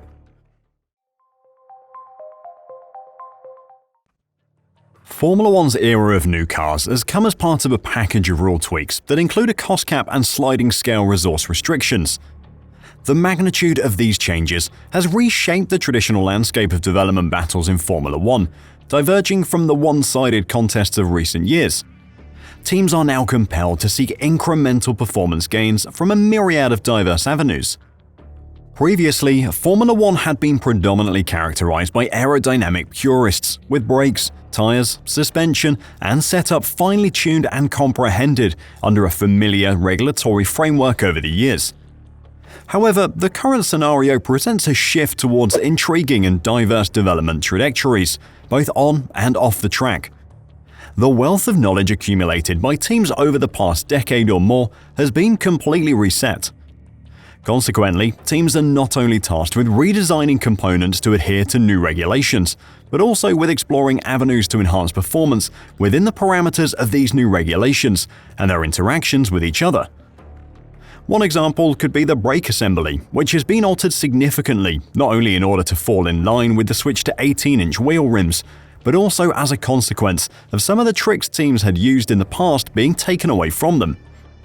Previously, they found ways to balance the design of the assembly, with the primary function of cooling the brake components, with aerodynamic assistance and transferring heat to the tire via the wheel rim. The current regulations have been devised in such a way that the ancillary functions now take much more of a back seat, but that's not to say the teams aren't devising ways to bridge the gap. For instance, both Red Bull and McLaren have adopted the strategy of enclosing the now larger brake discs to better manage heat dispersion within the assembly and its transfer to the wheel rim and tire. Meanwhile, several teams have reverted to the more traditional front-mounted positions for the calipers. Initially shifted to a rearward position to facilitate aerodynamic channels, diverting air through the wheel case, teams like Alpine have wrapped their calipers with a carbon fiber duct to supply cool air while incorporating teardrop-shaped outlets. These outlets allow the heat generated by the brake disc drillings a route to escape, preventing heat soak. This area undoubtedly remains a focal point for teams in pursuit of performance, as it is a sensitive junction with multiple parameters at play. However, the regulations and specified wheel rims and covers present clear constraints, limiting the scope for innovation. The long-anticipated introduction of larger wheel rims and lower-profile tires has been on the agenda for the sport for a while now, with the old 13-inch wheel diameter, which was used until 2021, considered outdated compared to the increasing wheel rim size seen on road cars. As you now know, the transfer of knowledge from F1 to road cars is a cornerstone of the sport, and the increase to 18-inch wheels was a decision made to help bring the two closer together. The quest for performance is challenged by the limited data available, making driver feedback critical when it comes to tire performance. Changes in tyre operating parameters, such as Pirelli's reduction of maximum tyre blanket temperatures from 100 degrees centigrade to 70 degrees centigrade in 2022, and maintaining relatively high minimum inflation pressures have impacted the temperature curve. Teams must adapt to these changes and understand their effects on performance and degradation. The emphasis on running cars as low and stiff as possible has led to parts needing to withstand increased stress, while the budget cap has incentivized the production of more resilient parts to enhance longevity. Additionally, factors such as the weight increase from larger wheels and the tires, the addition of wheel covers, rear wing tethers, and more stringent crash structure tests has contributed to an overall increase in car weight.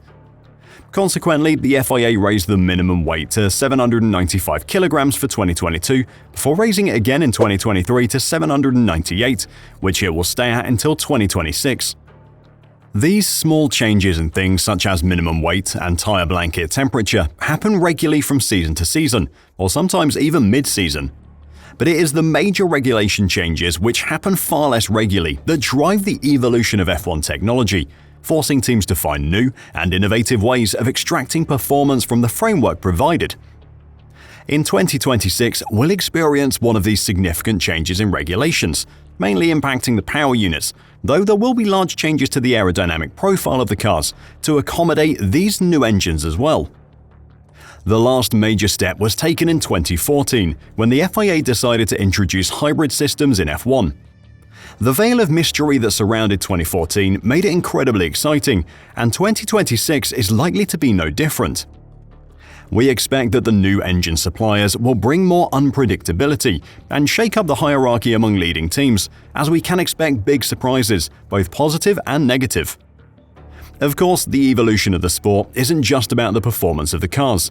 The safety measures incorporated into the development of F1 cars have undergone significant enhancements over the lifetime of the sport, leading to an impressive over 85% reduction in serious injuries and fatalities in races over the past 4 decades, as reported by the FIA. Formula One has created evolution off the track as well. F1 races also serve as catalysts for tourism, attracting large crowds of passionate enthusiasts to host cities, and these events create valuable opportunities for cities and countries to showcase their unique culture, history, and attractions. The influx of fans from various nations generates significant economic benefits as they spend on accommodation, dining, transportation, and other tourism-related services.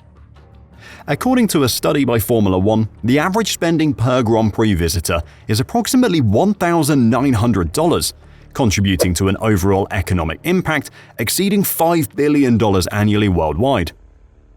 Destination branding involves creating a positive and distinctive image for a city or country to attract leisure and business travelers. F1 provides a platform for host destinations to position themselves as desirable tourist hotspots. By aligning their brand values with the excitement, prestige, and global reach of F1, cities and countries can differentiate themselves from competitors and gain international visibility. F1 races present an opportunity to highlight architectural landmarks, natural beauty, cultural heritage, and hospitality, fostering long-term perceptions among visitors. Host cities and countries aim to create unforgettable experiences for F1 visitors, enhancing cultural immersion and encouraging exploration beyond the racetrack. Spectacular events such as street parades, fan festivals, concerts, and special attractions are organized to showcase the host destination's diversity and entice visitors to prolong their stay. By offering a comprehensive experience beyond the race itself, destinations elevate their appeal and stimulate word-of-mouth promotion. Effective marketing strategies play a crucial role in capitalizing on F1's global reach and promoting the host destination. Collaborative efforts with race organizers, sponsors, tourism boards, and local businesses maximize marketing impact. Partnerships with hospitality providers, airlines, and tourism agencies facilitate travel arrangements and enhance the attractiveness of the destination. Social media campaigns, influencer collaborations, and traditional advertising methods amplify promotional reach targeting F1 fans worldwide. The collaboration between F1 and host destinations has evolved, focusing on sustainable tourism practices, environmental stewardship, and community engagement. Host cities emphasize the social, economic, and environmental legacies of F1 races, leaving a positive impact on local communities while promoting responsible tourism. For the fan experience, Formula One has come a long way from sitting on hay bales watching cars go by with almost no way of knowing who leads the race.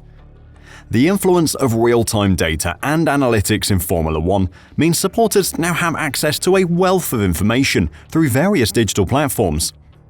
Formula One has introduced a specialized application that offers instant race updates, live timing, and comprehensive statistics, empowering fans to delve deeper into the intricacies of the sport and enhancing their overall racetrack experience.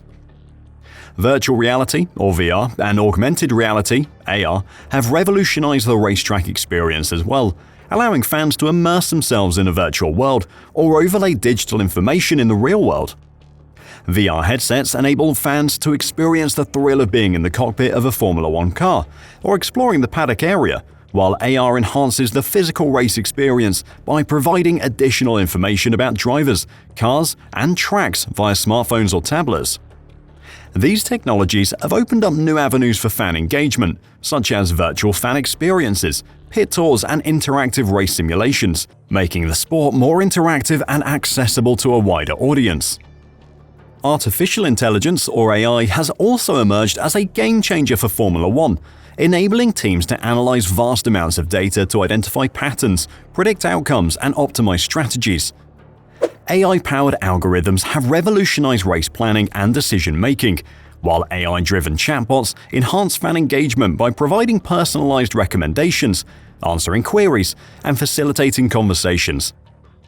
Digital marketing strategies, including social media campaigns, influencer collaborations, and targeted advertisements, have become essential tools for engaging fans and attracting new audiences, allowing Formula One to reach millions of fans worldwide and create excitement around races and events. Social media has emerged as a powerful tool for fan engagement, enabling teams, drivers, and official Formula One accounts to interact directly with fans, creating a sense of community and giving fans a voice in the sport. Digital platforms also provide an opportunity to showcase Formula One's rich history through classic races, interviews with legendary drivers, and documentaries, attracting both existing and new fans. Live streaming has become a popular format for watching Formula One races, offering a convenient alternative to traditional television broadcasts. Formula One's streaming service provides fans with access to live races, on-demand content, and exclusive footage, increasing viewership and providing valuable data on fan preferences and viewing habits. A significant portion of Formula One's recent expansion can be credited to Netflix's immensely popular docuseries Formula One: Drive to Survive, which attracted a wave of new F1 enthusiasts with its cinematic and often dramatic behind-the-scenes footage and access to some of the sport's biggest names. F1 experienced a surge in growth in 2019, coinciding with the original airing of the docuseries, particularly in the United States. According to a September 2022 survey conducted by F1 across 7 markets, 50% of US adults who identified as F1 fans claim to have become fans within the past 4 years. The 4th season of F1's Drive to Survive, which aired in 2022, proved to be its most successful series yet, topping global charts on Netflix and breaking into the weekly top 10 in 56 countries. While the digital revolution has brought numerous opportunities for Formula One, it has also presented challenges such as protecting intellectual property, ensuring data privacy, and combating piracy. However, Formula One has shown resilience and adaptability in addressing these challenges, leveraging digital technologies to create innovative solutions and new revenue streams through sponsorships, partnerships, and collaborations with technology companies. Apart from the drivers and mechanics in F1, there is a plethora of people behind every team whose main role is to ensure everything goes smoothly and that there will be no logistical issues during the Grand Prix. There are a huge number of logistics professionals. There are hospitality staff who ensure everyone is comfortable and cared for. There are marketing teams to make sure that the messages being given to the media are good, as well as a host of others who keep an F1 team running all year round. Before the checkered flag drops on the Sunday, the process of packing up is already in motion to transition F1 to its next destination. Some parts, like engines, can be prepared for transit as early as Saturday, given the time constraints between the end of Parc Fermé and the start of the Grand Prix. The comprehensive teardown plan is meticulously outlined on Thursday mornings before each race weekend commences, and it's not unusual for circuits to be entirely cleared of F1's presence within a mere 8 hours after the Grand Prix concludes. When there are 2 races spaced 2 weeks apart, there's a 10-day window for travel and transit. In the case of back-to-back race weekends, the turnaround time to set everything at the next venue is only 3 days, especially for double-headers involving road travel across Europe. Nearly every member of each F1 team contributes to the packing up of the garages. The garage walls are disassembled, computer racks along with their extensive cabling are stowed away, and engines and tyres are usually returned to their manufacturers. However, dismantling the cars only happens after the FIA completes their inspections for legality. For European races, most of the team's equipment is transported by road to economize. This includes dismantling the team's luxurious motorhomes and loading them onto trucks for transportation to the next event. If it's not a back-to-back race weekend, cars are flown back to the team's factories for repainting. Suspension and wiring undergo inspection and replacement as needed before the machinery is repacked and transported to the airport. Ferrari, VCARB and Sauber's cargo converge at a mainland European airport, while British team's goods arrive at the East Midlands airport.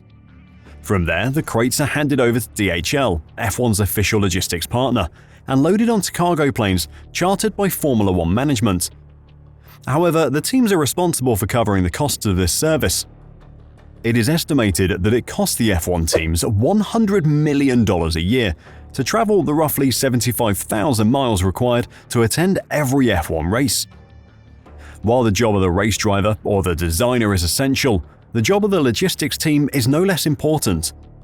Without a car to drive, how can the driver win a race? Team members rely on one another to fulfill their duties according to the agreed-upon process, understanding the direct impact on overall team performance. With the high stakes of racing, where perfection is demanded within limited opportunities, adherence to a refined, repeatable, and continuously evolving process is paramount. A pillar of winning in F1 is that you have to trust your team. Trust in one another, trust in the established processes, and trust in management's decisions. Each member embraces full accountability for their actions and contributions to the team's outcomes, whether they are the driver, the left rear wheel gun guy, or the chefs in the team's hospitality suite. The team's collective dedication to winning extends beyond individual races, aligning with the overarching goal of securing victories throughout the season. Every effort is directed toward achieving the ultimate objective, securing the driver's place atop the podium at the conclusion of the championship. Support staff aren't just in the less noticed places on the F1 grid though. Within the ecosystem of Formula One teams, the role of the team principal stands as a cornerstone, having profound influence over the team's trajectory and outcomes, but it is a supporting position. Charged with multifaceted responsibilities, the team principal's leadership is pivotal in shaping the team's strategic vision and operational efficacy. At the helm, the team principal orchestrates the team's strategic roadmap, delineating both short-term objectives like race victories and long-term aspirations such as championship contention.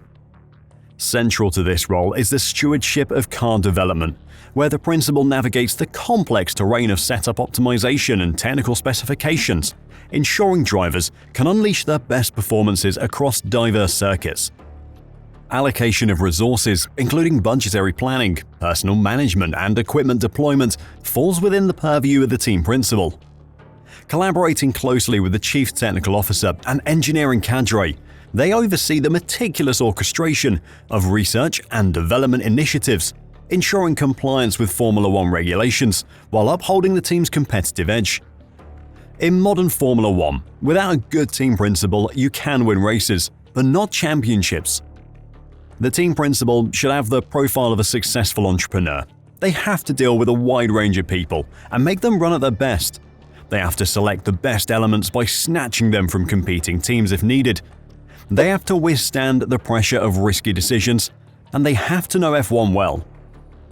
During the intensity of race weekends, the team principal assumes a pivotal role in critical decision-making processes. From tire strategies to fuel management, optimizing the team's prospects for success. Though they will always take advice from people whose specific job it is to manage those areas, often the team principal has the final say. Beyond the technical realm, the team principal assumes a holistic leadership mantle, overseeing recruitment, training, and morale cultivation among team members. Fostering a culture of motivation and cohesion, they nurture an environment where collective efforts converge towards a unified goal. In their interaction with drivers, the team principal serves as a conduit for feedback exchange, bridging the gap between driver insights and engineering imperatives. Furthermore, they navigate the intricate landscape of sponsorships and media relations, cultivating partnerships while safeguarding the team's public image. Amidst the relentless pace of Formula One, the team principal exemplifies adaptability and decisiveness, navigating complex scenarios with acumen and poise. Armed with analytical acuity and resilience, they navigate the dynamic landscape of competition, steering the team towards triumph amidst the crucible of pressure. Some of the most famous examples of team principals who drove their team from the front include Ron Dennis of McLaren, Jean Todt of Ferrari, Frank Williams of Williams, Christian Horner of Red Bull, and Colin Chapman of Lotus. The salaries of F1 team managers are a well-kept secret, but some team principals are known for having substantial net worths and sizable salaries. Most estimates suggest that F1 team principals earn between $1 and $10 million yearly.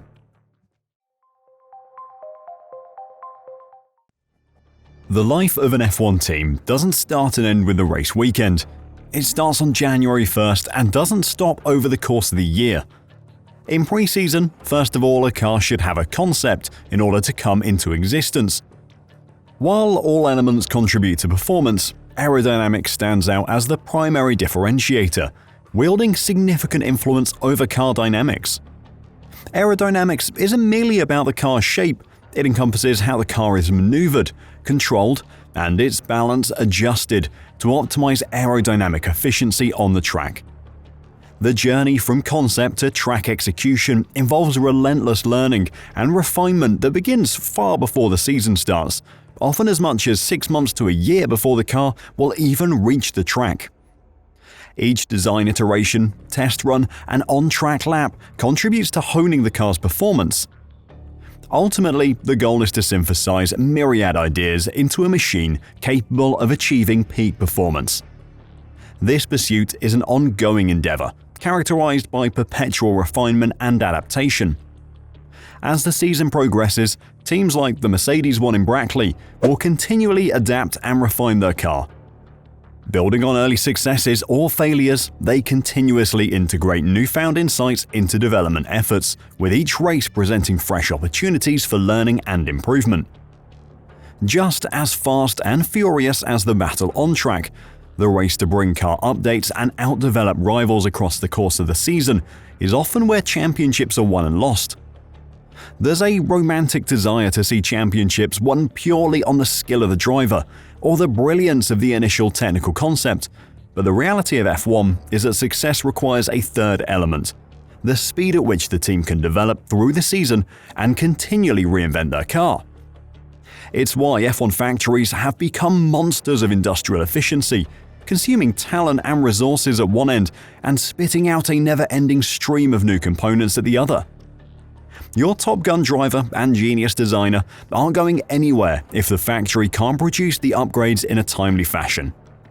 Pre-season testing is very important to the teams as they meticulously evaluate their car's performance across varied track conditions, scrutinizing speed, handling, and reliability. Engineers leverage testing data to pinpoint areas for technical enhancement, guiding the development of upgrades throughout the season. Meanwhile, drivers adapt to new car specifications, refining their driving techniques and providing essential feedback for engineering adjustments, and strategic planning ensues as teams devise race strategies based on testing insights, optimizing tire management, fuel consumption, and pit stop strategies for competitive edge. For F1 teams and drivers, Pre-season testing marks a pivotal phase in the season preparations, offering indispensable opportunities. Testing yields insights into competitors' performance, informing strategic planning and benchmarking. Successful testing outcomes bolster confidence within teams and drivers, validating their readiness and fostering a positive season outlook. Furthermore, testing serves as a proactive measure to address technical or performance challenges early on, mitigating potential issues during races. With pre-season testing out of the way, a clear plan for the season's developments in place, and a rough idea of where the team sits in terms of performance, the F1 season can begin properly. The current F1 calendar features 24 races, a number which cannot be exceeded according to the current Concord Agreement, which is Formula One's commercial contract signed by the 10 teams and Formula One's management company. Hundreds of team members pack up their lives and prepare to spend much of the next 8 months on the road as they travel the world. From February to early December, they'll be away from their friends and families for 24 weekends and most of, if not all of, the days in between each race. A full season really is an endurance race. Once the season has commenced, teams try to improve and develop the car, but also focus on next year. Formula One development represents a delicate balancing act between optimizing the performance of the current season's car and laying the groundwork for the following year's machine. This process is an intricate dance of resource allocation, risk assessment, and strategic planning that teams must navigate to stay competitive in the fast-paced world of Formula One. Teams are under pressure to maximize their performance in the current season, as mid-season upgrades can provide a competitive edge in the ongoing championship battle. Every improvement in aerodynamics, powertrain, or chassis can translate into valuable tenths of a second on the track, and while the focus is on the current season, teams can't afford to neglect the development of next year's car. With significant regulation changes, or even a complete overhaul of technical specifications, the performance landscape can shift dramatically from one season to the next. Investing resources in future development ensures that teams remain competitive in the long term, but since Formula One is an expensive sport, teams must operate within budget. Balancing mid-season development with long-term planning requires careful budgeting and prioritization of projects. The limited testing opportunities during the season further complicate this process. Teams must carefully assess the potential risks and benefits of each development before proceeding. Formula One teams closely monitor the performance of their rivals and analyze their strengths and weaknesses, so understanding the competitive landscape is essential for making informed decisions about development priorities and strategies. Halfway through the season, normally around August, Formula One teams go through a summer shutdown. For 4 weeks, there are no F1 races, and teams can go back to their factories, spend some much-needed time with loved ones, and regather their strength, ready for the climax of the championship in the autumn. For 2 whole weeks, every factory has to be shut down, giving the staff members of the teams a much-needed chance for a holiday. While the factories have to be shut according to the rules of the sport, the enforcement of the 2-week break is often questioned by fans. How can the FIA really monitor what tens of thousands of team members are doing for 4 weeks every summer?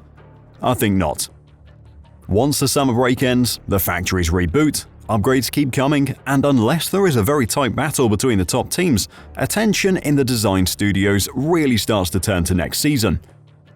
On track though, it is back to a life on the road for much of the team. Whether you're in a title fight or a battle for 9th in the constructors' standings, every place is worth the team's pride, as well as tens of millions of dollars. Once the final checkered flag of the season has fallen, the teams don't get to rest. Work for the next year has to begin in earnest.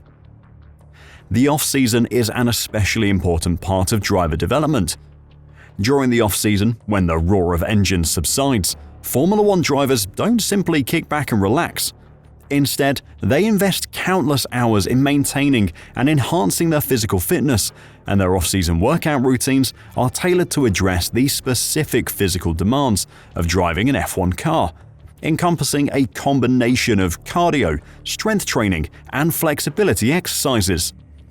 Cardiovascular fitness takes precedence as drivers engage in activities such as cycling, swimming, and long-distance running to withstand the extreme and extended G-forces experienced during races.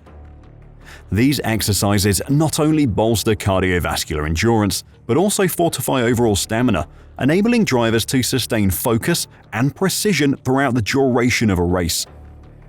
Strength training is equally paramount, with specific emphasis on neck strengthening exercises to endure the forces acting on the head during rapid acceleration and deceleration. Additionally, full-body strength training involving weightlifting and resistance exercises is pivotal for enhancing muscular endurance and averting fatigue during extended races.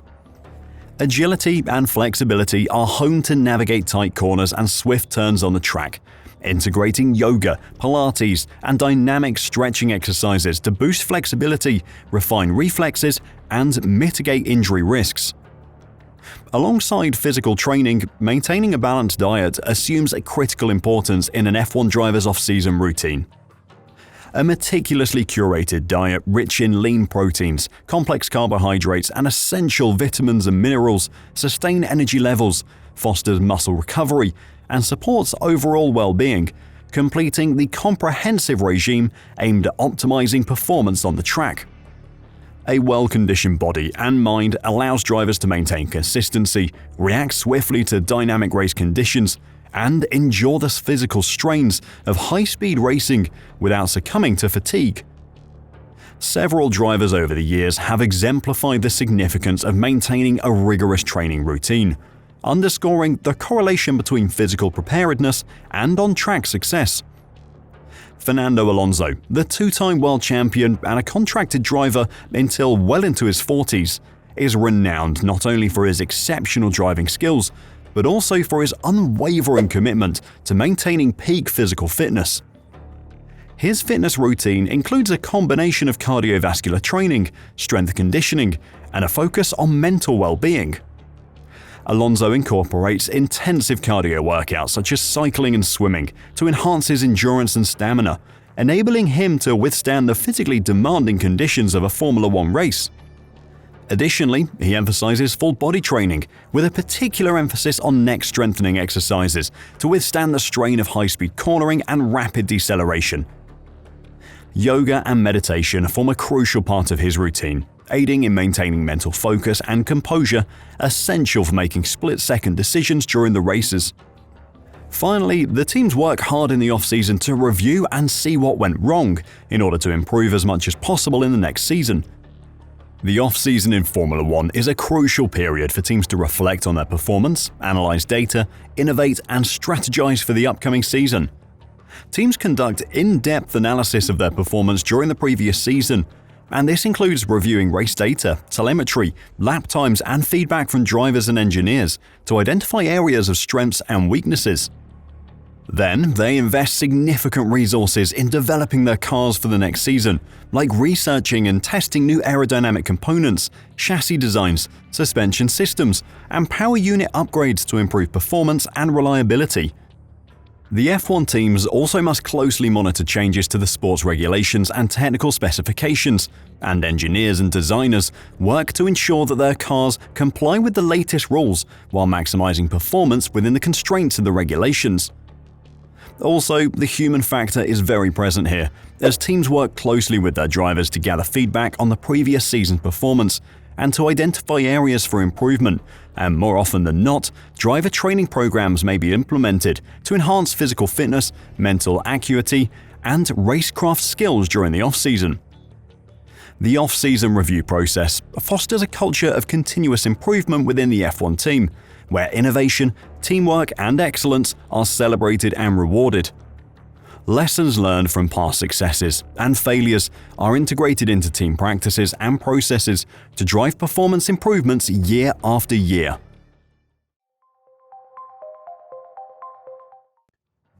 Designing a Formula One track is a complex and intricate process that combines artistry, engineering, and innovation.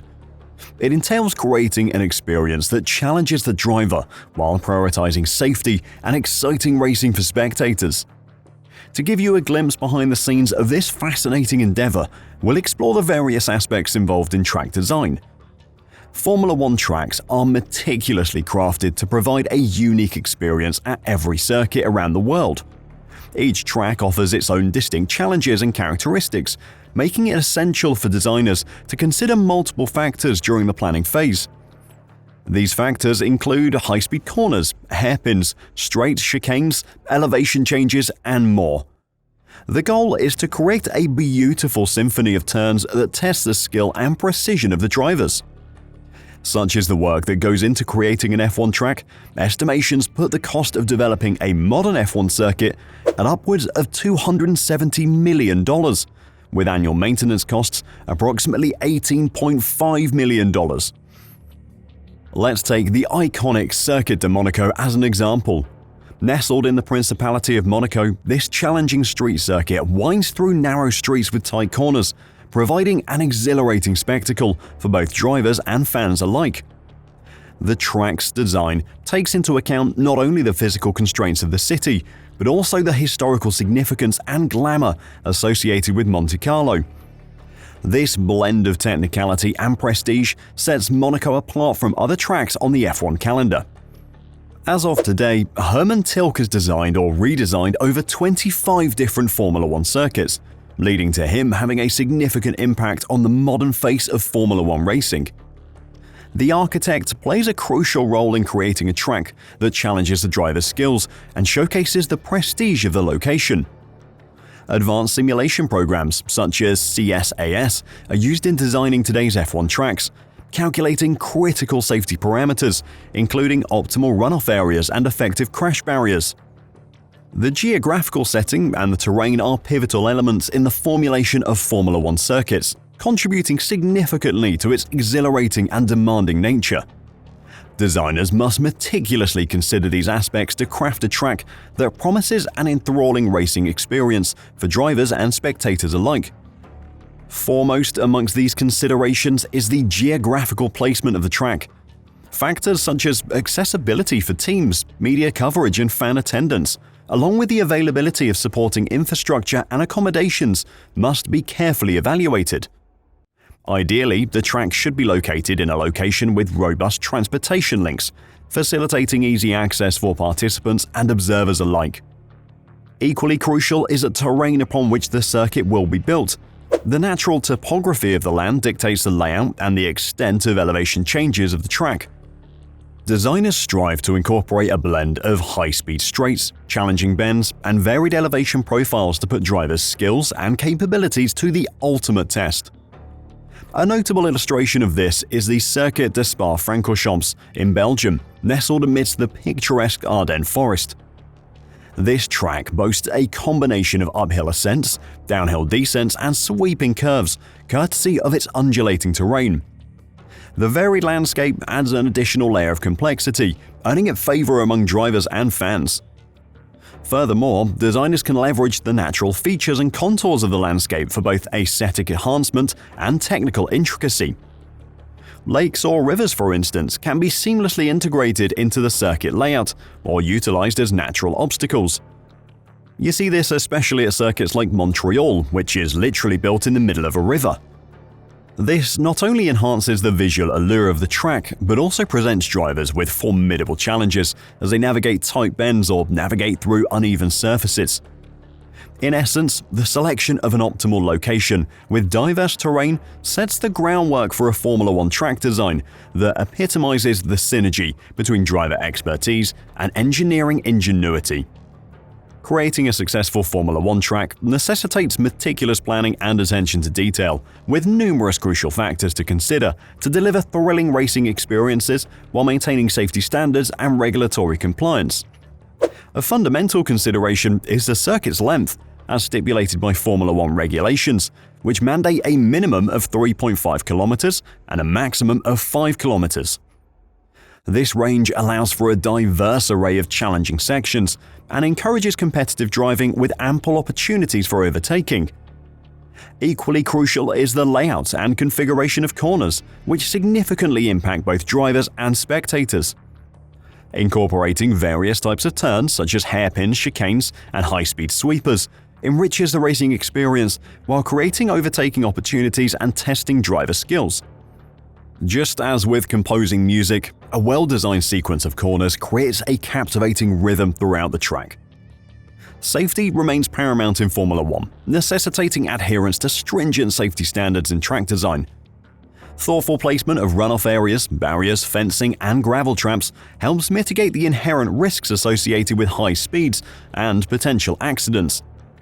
Furthermore, the strategic positioning of pit lanes, garages, medical facilities, and spectator areas ensures safe access and egress for all involved.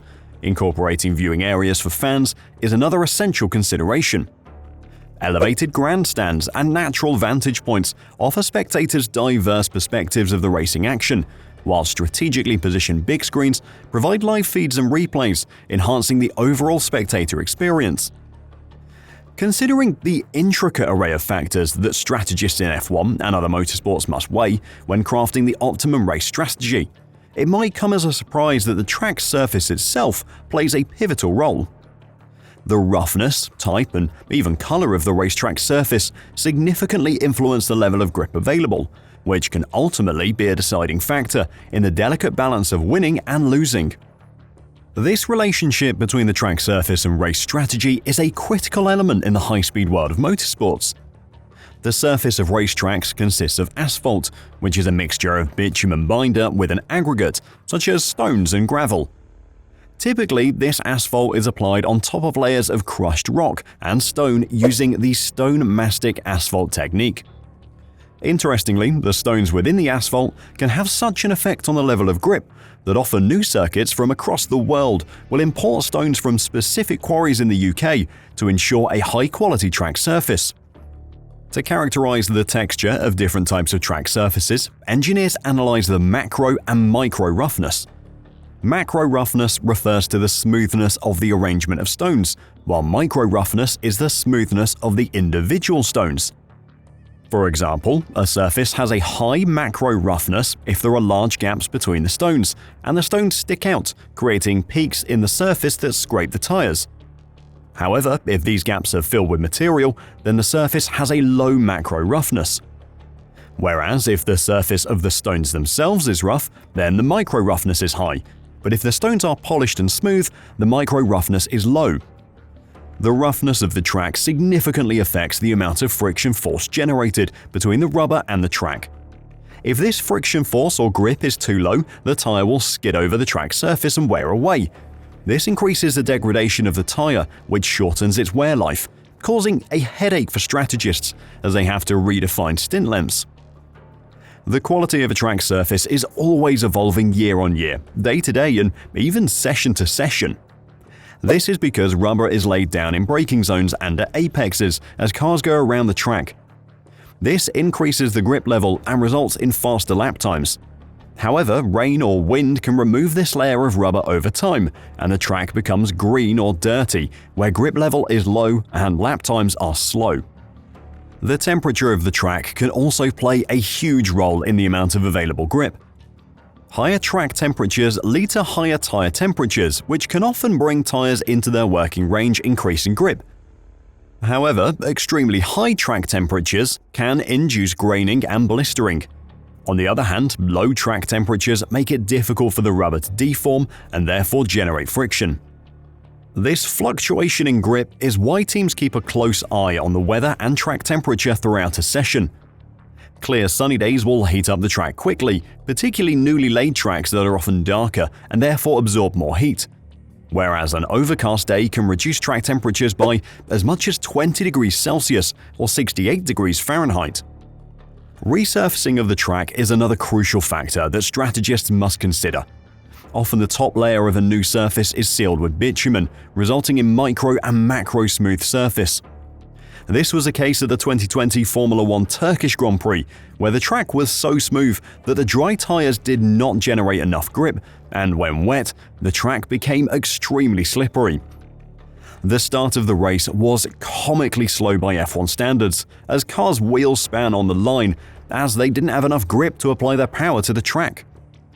The following year, the track was cleaned and water blasted, removing this top layer of bitumen and exposing the stones.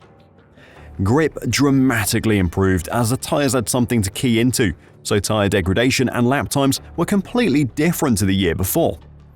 Once every couple of years, we witness a race which could be considered as among the best ever, and many tracks have become iconic just because of one race. Let's take a look at a few races that have become iconic throughout the years and have decided the title or at least contributed a lot towards it.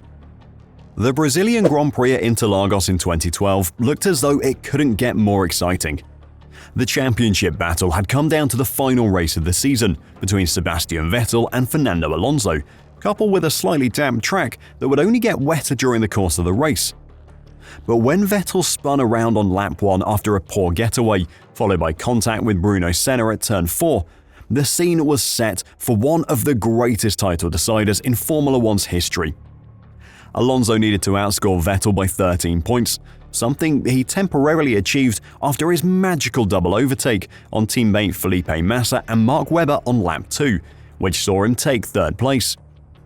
Vettel, however, with damage to his left side pod, steadily made progress through the field and was soon back into championship winning position.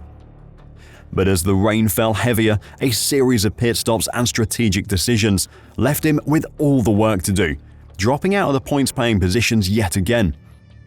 Meanwhile, chaos was unfolding at the front, with Nico Hülkenberg and Lewis Hamilton clashing and eventually allowing Jenson Button to take his final win in F1, whilst crucially gifting Alonso second place. But despite having everything thrown at him, Vettel managed to finish 6th and thereby managed to secure his third title by a mere 3 points after one of the most dramatic races in all of motorsport history, hosted by the now iconic Brazilian Grand Prix track at Interlagos. Though the Nürburgring doesn't host Formula 1 races anymore, in the past it had some of the best. The European Grand Prix at the Nürburgring was said to be crucial even before lights went out, as a tense championship battle between Eddie Irvine for Ferrari, Mika Häkkinen for McLaren, and surprisingly, Heinz-Harald Frentzen for Jordan was ongoing.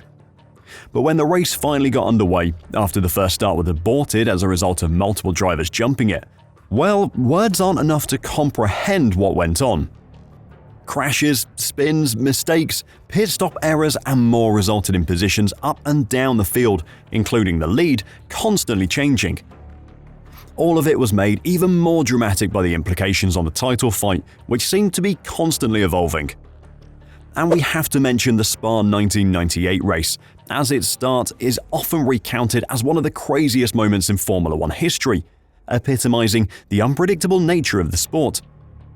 As the race kicked off, David Coulthard lost control of his McLaren at the exit of Turn 1 on the rain-soaked track, triggering a massive collision that involved 13 drivers. Reduced visibility from the spray created by the cars ahead exasperated the chaos, prompting race officials to red flag the event. It took an hour to clear the debris before the race could resume, leaving spectators in awe of the dramatic start. When the race restarted, albeit with 4 fewer drivers, Mika Häkkinen's immediate spin resulted in his and Johnny Herbert's elimination. Damon Hill seized the lead, closely pursued by Michael Schumacher.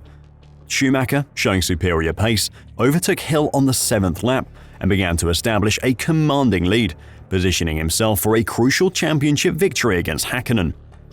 However, Schumacher's fortunes took a drastic turn when he approached Coulthard, the catalyst of the initial accident.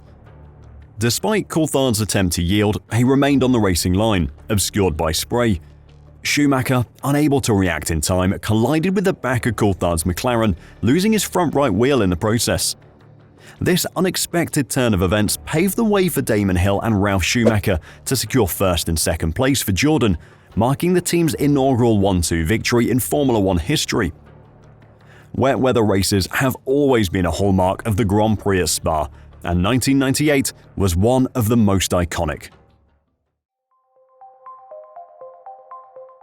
F1 is considered the pinnacle of motorsport, with many racing drivers only dreaming about what it might be like to race in the Elite Series. With only 20 places currently available on the grid, only the best of the best stand a chance of making it to Formula 1, and even fewer still get the chance to compete at the front of the field. So, what is the path to reach Formula 1 for a given driver? Well, the Formula One industry relies heavily on driver development programs to hone and prepare young talent for careers as professional race car drivers.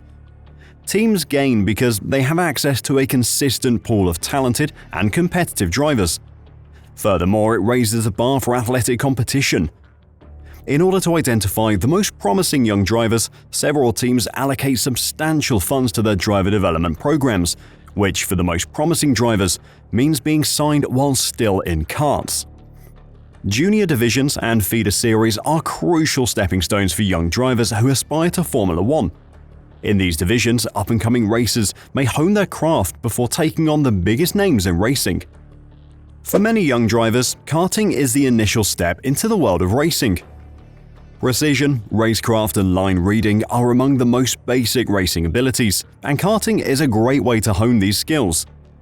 It provides a low-cost but competitive venue where up-and-coming racers can show off their skills and abilities.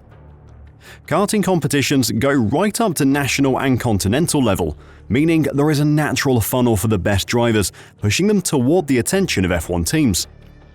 If a driver is good enough, the next step is open-wheel racing. With defined rules and reasonably priced vehicles, the Formula 4 championships at the regional and national levels serve as the gateway to single-seater racing. Drivers may take part in competitive single-seater racing in the FIA Formula 3 Championship, the next rung up the ladder, with vehicles that are more sophisticated than Formula 4 but not as powerful as Formula 2.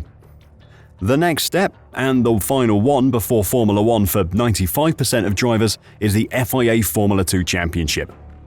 A large number of current Formula 1 drivers began their careers in Formula 2, where they refined their abilities and hopefully won a championship to prove just how good they are. Particularly important in fostering the growth and readiness of female drivers for further levels of competition is the recently established F1 Academy, which paved the road for advancement to Formula 3 and beyond. Many Formula 1 teams run driver schools to train up the next generation of racing stars.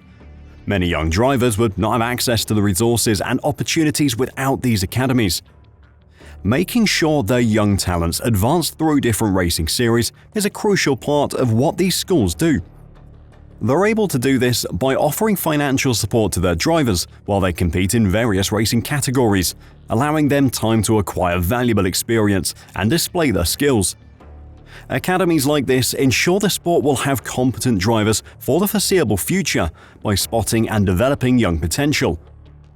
The end goal for every driver entering into these academies is a full-time seat in Formula 1. While local kart tracks do provide motor racing for younger children, the costs do rise as they go up the ranks. With so many qualified drivers vying for a small number of Formula 1 spots, each with their own set of experiences and perspectives, choosing the right path becomes a challenge. Teams' financial backing is crucial in determining the trajectory of these young players' careers. The estimated cost of going from karting all the way to F1, assuming you have the skills, is $5 to $10 million. For the vast majority of families, they simply cannot afford to get their child to F1. It takes a generational talent to make it to F1 without having very wealthy parents. If a young driver is good enough, then sponsors and teams will help pay their way in the sport. That then frees them from the burden of worrying about money so they can concentrate on racing and improving.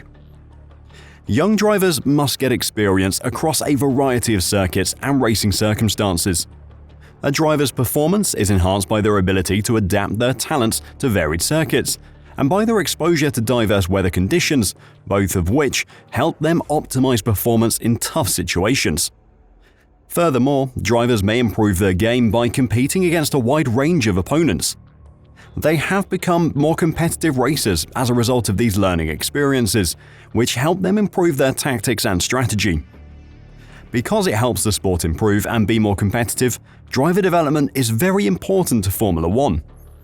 Sometimes a driver will come along who is so good, their legacy lives on years after they've retired from the sport. Legendary Formula 1 drivers left an unforgettable impact on the sport for decades with their astounding feats, dogged perseverance, and unmatched talent on the most famous racetracks in the world.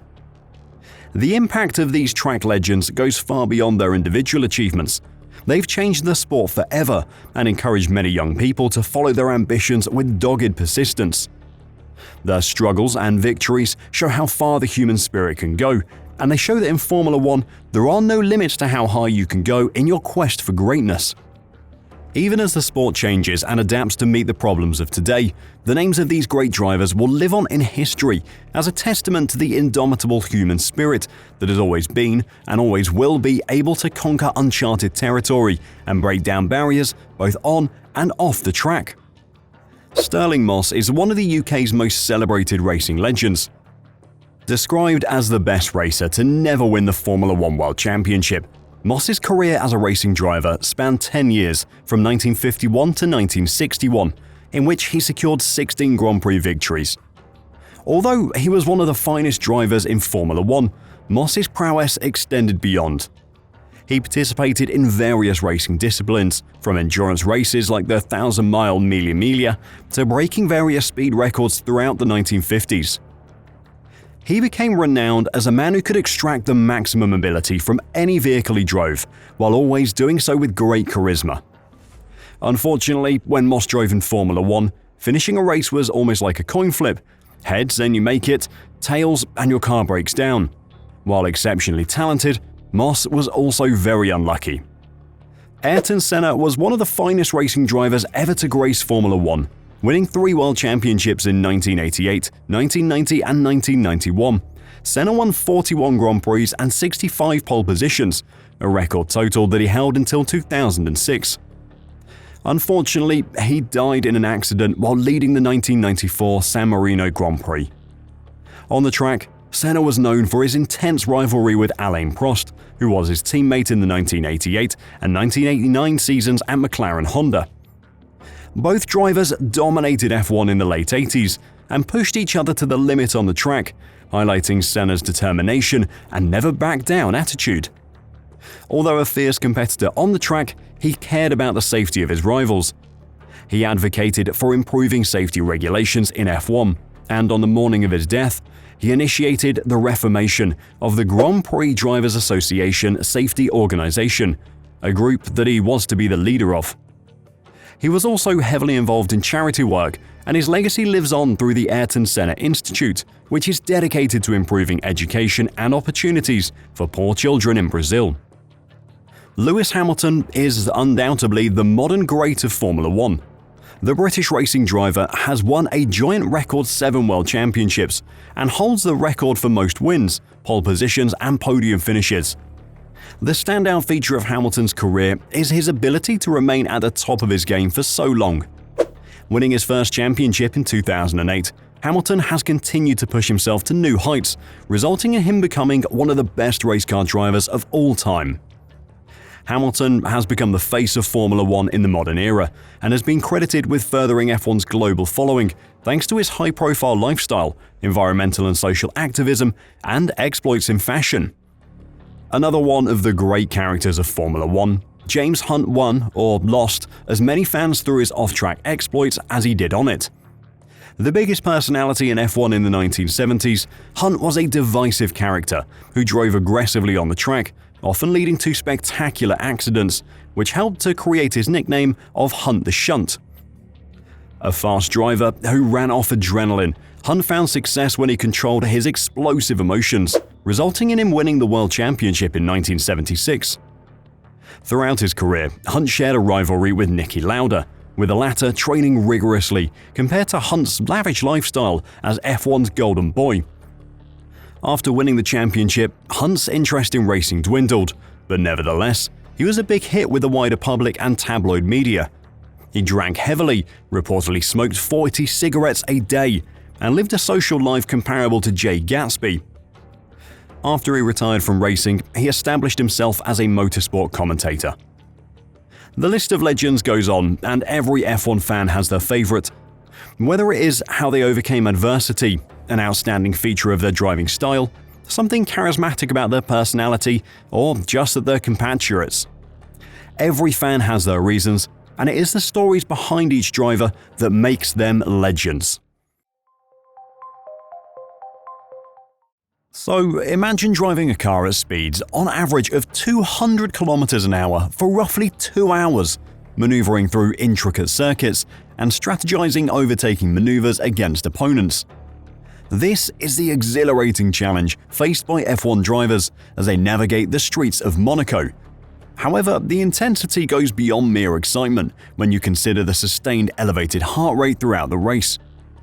Studies indicate that during a race, heart rates can average 182 beats per minute, akin to the cardiovascular demands observed in elite marathon runners and soccer players. Undoubtedly, F1 emerges not just as a test of driving skill, but as one of the most physically and mentally taxing sports globally. The physical demands on drivers stem from two primary factors.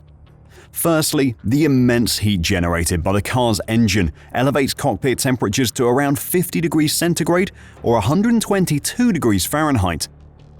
Despite wearing specialized fire-resistant suits, drivers struggle to stay cool, often losing up to 5% of their body weight through sweat, which can lead to hypothermia. Secondly, drivers contend with formidable G-forces during the race, experiencing forces up to 5 times gravity, impeding breathing, blood circulation, and limb movement. Compounded by their reclined seating position that aligns feet with the chest, drivers face a formidable physical challenge. Therefore, in addition to exceptional driving skills, drivers must possess exceptional fitness levels. Their training regime mirrors that of marathon runners, focusing on enhancing cardiorespiratory fitness and muscle endurance. To withstand the heat and G-forces, drivers engage in cardiovascular training to strengthen their hearts and improve blood circulation. This includes exercises aimed at increasing heart size and muscle capillary density to enhance oxygen delivery to the muscles. However, the intense energy demands of racing lead to anaerobic respiration, causing muscle fatigue and compromising car control. Consequently, drivers incorporate strength training to increase muscle fiber size and recruitment speed, aiming to prevent fatigue and improve muscle efficiency. Neck muscles, crucial for supporting the head against G-forces, receive special attention through isometric exercises, such as using resistance bands or weighted helmets. Core strength training further adds to maintaining body position against G-forces.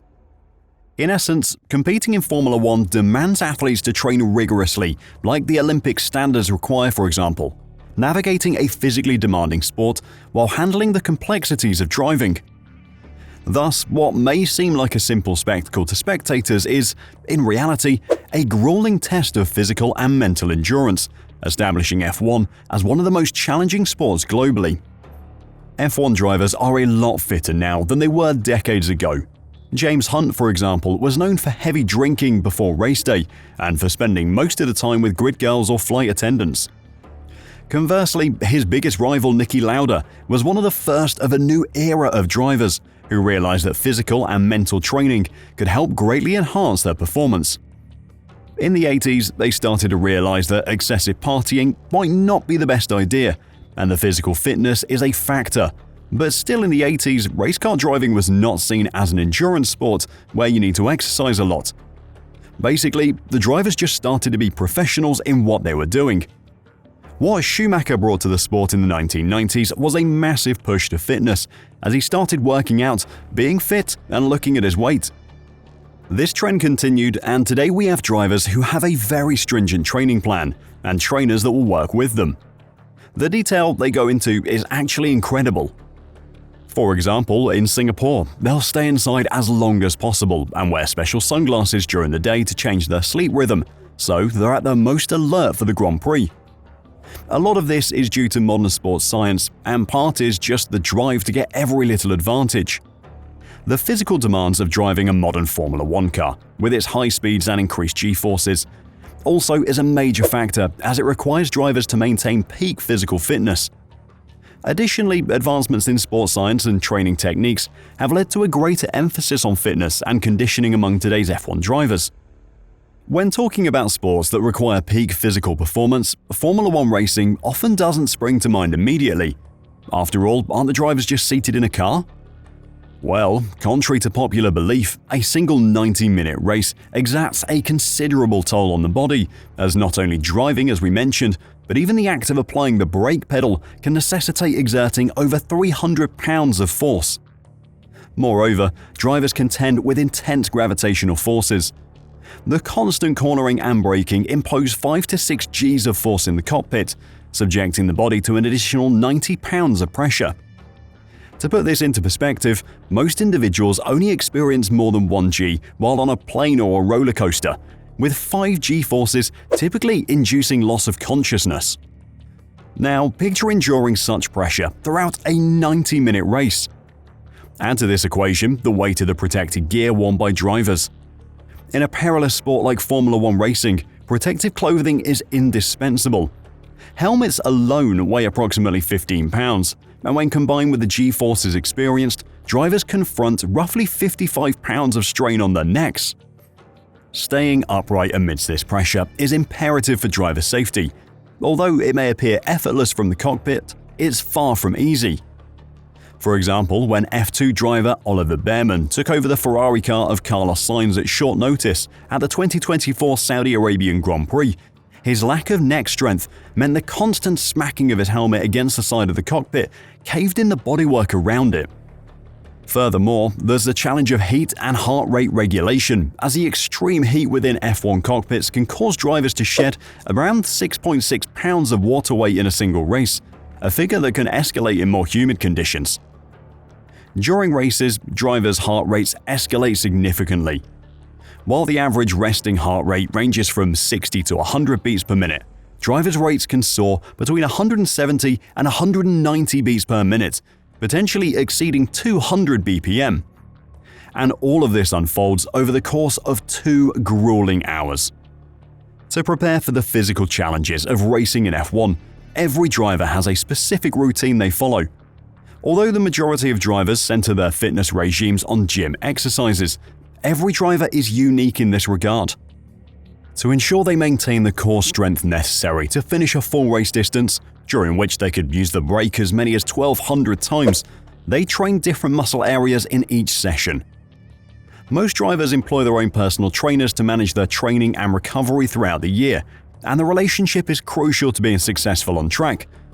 The most recognizable of these is Angela Cullen, who had been Hamilton's physio until 2023 and was often seen by his side in the garage and around the paddock. Such was her importance to his preparation each week, Cullen was the only constant present in Hamilton's bubble during the COVID-19 hit 2020 season. "Thank God for Angela," Hamilton stated. "I've tried to get her to go home to her family as much as possible, but it's not easy to spend time with someone, I think, for long periods of time. But we're roommates and, pretty much best friends, so we work well. And pretty much we do everything together. We always skydive together, we surf together, we run together, we go to the gym, we do everything pretty much. We do yoga together, meditate now. So we're very much aligned in terms of things we like to do." Training and nutrition are absolutely vital for Formula One drivers, playing a pivotal role in their overall performance, endurance, and ability to withstand the demanding physical challenges of racing at the highest level. As they not only enhance physical performance, but also contribute to mental resilience and overall well-being, ensuring drivers are primed to tackle the challenges of competitive racing at the pinnacle of motorsport. Resting between races is crucial for Formula One drivers, yet maintaining focus and concentration during downtime is equally important, regardless of the time gap until the next race. Although nothing substitutes actual track time, utilizing simulators serves as an effective method to stay sharp during breaks. While simulators can't fully replicate the G-forces experienced on the track, they provide an opportunity for drivers to hone their mental focus, visualization skills, and muscle memory. Race simulators offer a platform for drivers to enhance visualization techniques and refine muscle memory, contributing to their overall preparedness for upcoming races. Understanding race procedures is paramount to avoid penalties or disqualification, particularly considering the varying complexities of different races.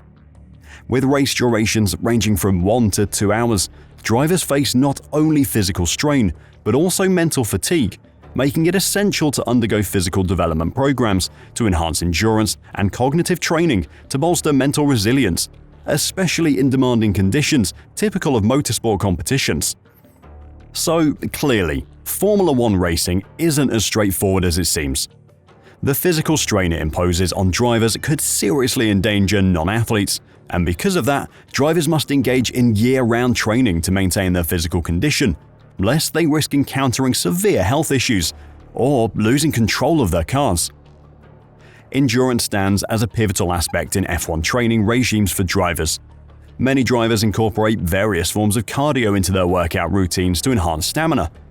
Activities such as cycling, rowing, swimming, and running elevate and sustain heart rates, bolstering endurance, and a diverse approach to training ensures holistic body conditioning and guards against plateaus. Rowing in particular proves effective for F1 drivers, not only elevating heart rates and enhancing cardiovascular fitness, but also fortifying core muscles around the neck, shoulders, and arms. High-intensity interval training also finds favor among drivers, offering quick bursts of physical activity, ideal for short workout sessions. Unlike other athletes, F1 racers don't engage in brief spurts of physical exertion. Rather, they utilize strength to support their bodies over prolonged durations, facilitating critical movements amidst the race's intensity.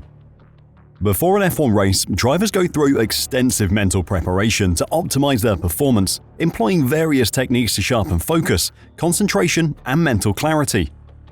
One such method is visualization, where drivers mentally rehearse every aspect of the race, envisioning each turn, braking point, and overtaking opportunity. By simulating different scenarios, drivers equip themselves to tackle potential challenges on the track with precision. Additionally, drivers embrace meditation and mindfulness practices to cultivate a calm mind and alleviate anxiety, fostering a state of present moment awareness conducive to unwavering focus on the task at hand. In Formula 1, as is well known already, split-second decisions can dictate victory or defeat, making sustained focus paramount. So achieving a state of flow, or being in the zone, enables drivers to achieve peak performance, heightening awareness and facilitating instinctive reactions to dynamic track conditions. Selective attention serves as another vital strategy, allowing drivers to filter out non-essential information and hone in on crucial cues like the positions of other cars and track conditions, enabling precise decision-making. Techniques such as breathing exercises, positive self-talk, and mental reframing help drivers manage emotions, ensuring they remain composed and resilient in the face of adversity. Developing mental toughness is imperative for bouncing back from setbacks and maintaining competitiveness. Drivers embrace a growth mindset, viewing failures as opportunities for growth, while also honing composure under pressure through techniques like deep breathing and visualization. Setting clear goals provides drivers with direction and motivation, fueling their commitment to continuous improvement, and by breaking down larger objectives into smaller milestones, drivers sustain momentum and drive towards success. Also, effective communication and collaboration within the team are fundamental, as drivers work closely with engineers and strategists to optimize performance, relying on clear communication to relay critical information and make informed decisions that align with team objectives. Ultimately, the mind of a Formula 1 driver is a finely tuned instrument, capable of withstanding pressure, making split-second decisions, and maintaining unwavering focus. Mental strategies are integral to success, enabling drivers to navigate the complexities of the sport with precision and resilience. If all you ever did was tune in on Sunday to watch 2 hours of racing, Formula 1 would appear a relatively simple sport. But behind it all are two humongous powers trying to get everything they can from the sport. To understand just how complex the webbing between the Federación Internacional del Automóvil, Formula 1 management, and Liberty Media is, we have to look back a bit. Back in 1991, Eddie Jordan, who had signed a rookie called Michael Schumacher for his eponymous team, lost the services of the future record-setting champion to Benetton after just one race. And when the crestfallen Irishman entered the Monza paddock after being outwitted by the Italian clothing giant's lawyers, and then F1 CEO Bernie Ecclestone, McLaren boss Ron Dennis greeted Jordan, then in his first season in Formula 1 with the words, "Welcome to the Piranha Club." Until the late 2000s, the F1 paddock was a festering political pit populated by personalities such as Eccleston, Max Mosley's, Ferrari's Luca di Montezemolo, McLaren's Ron Dennis, Sir Frank Williams, and Benetton's Flavio Briatore. Alpha males, all of them. It was a place where an enemy's enemy became a friend, provided mutual interests outweighed the original fallout, an environment where deceit prevailed and honest men were considered weak. Divide and rule was Ecclestone's byword, and first get on, then get rich, then get honest, said to be his favourite quip.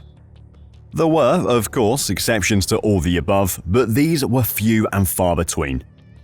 Peak F1 politics was reached in mid-2009 when the teams threatened to break away unless Max Mosley stepped down as the head of the FIA.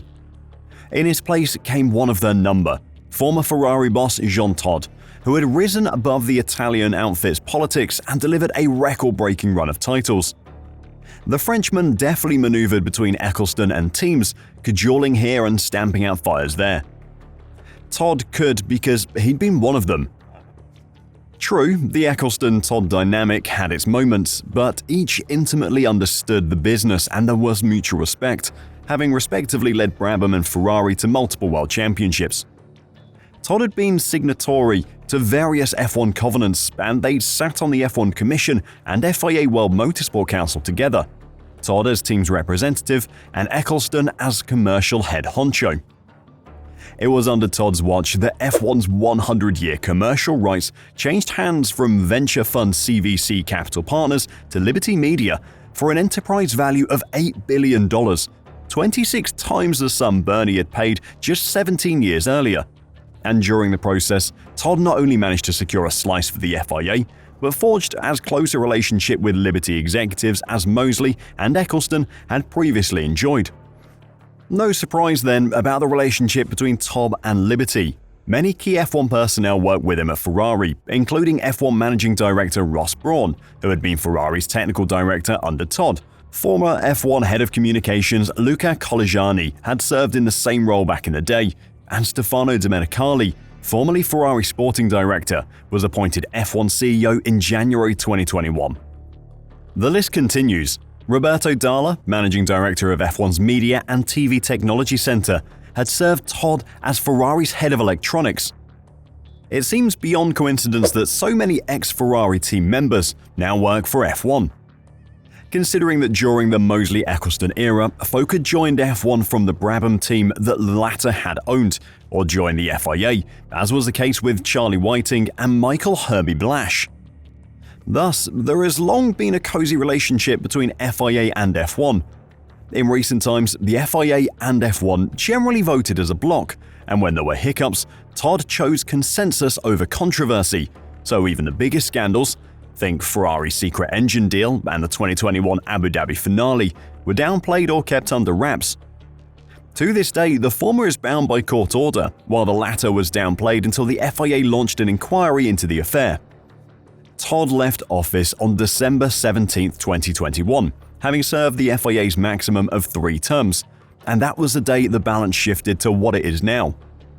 Multiple Middle East Rally champion Mohammed Ben Sulayem replaced him, with the 2001 World Champion co-driver Robert Reid slotting in as Deputy President for Sport.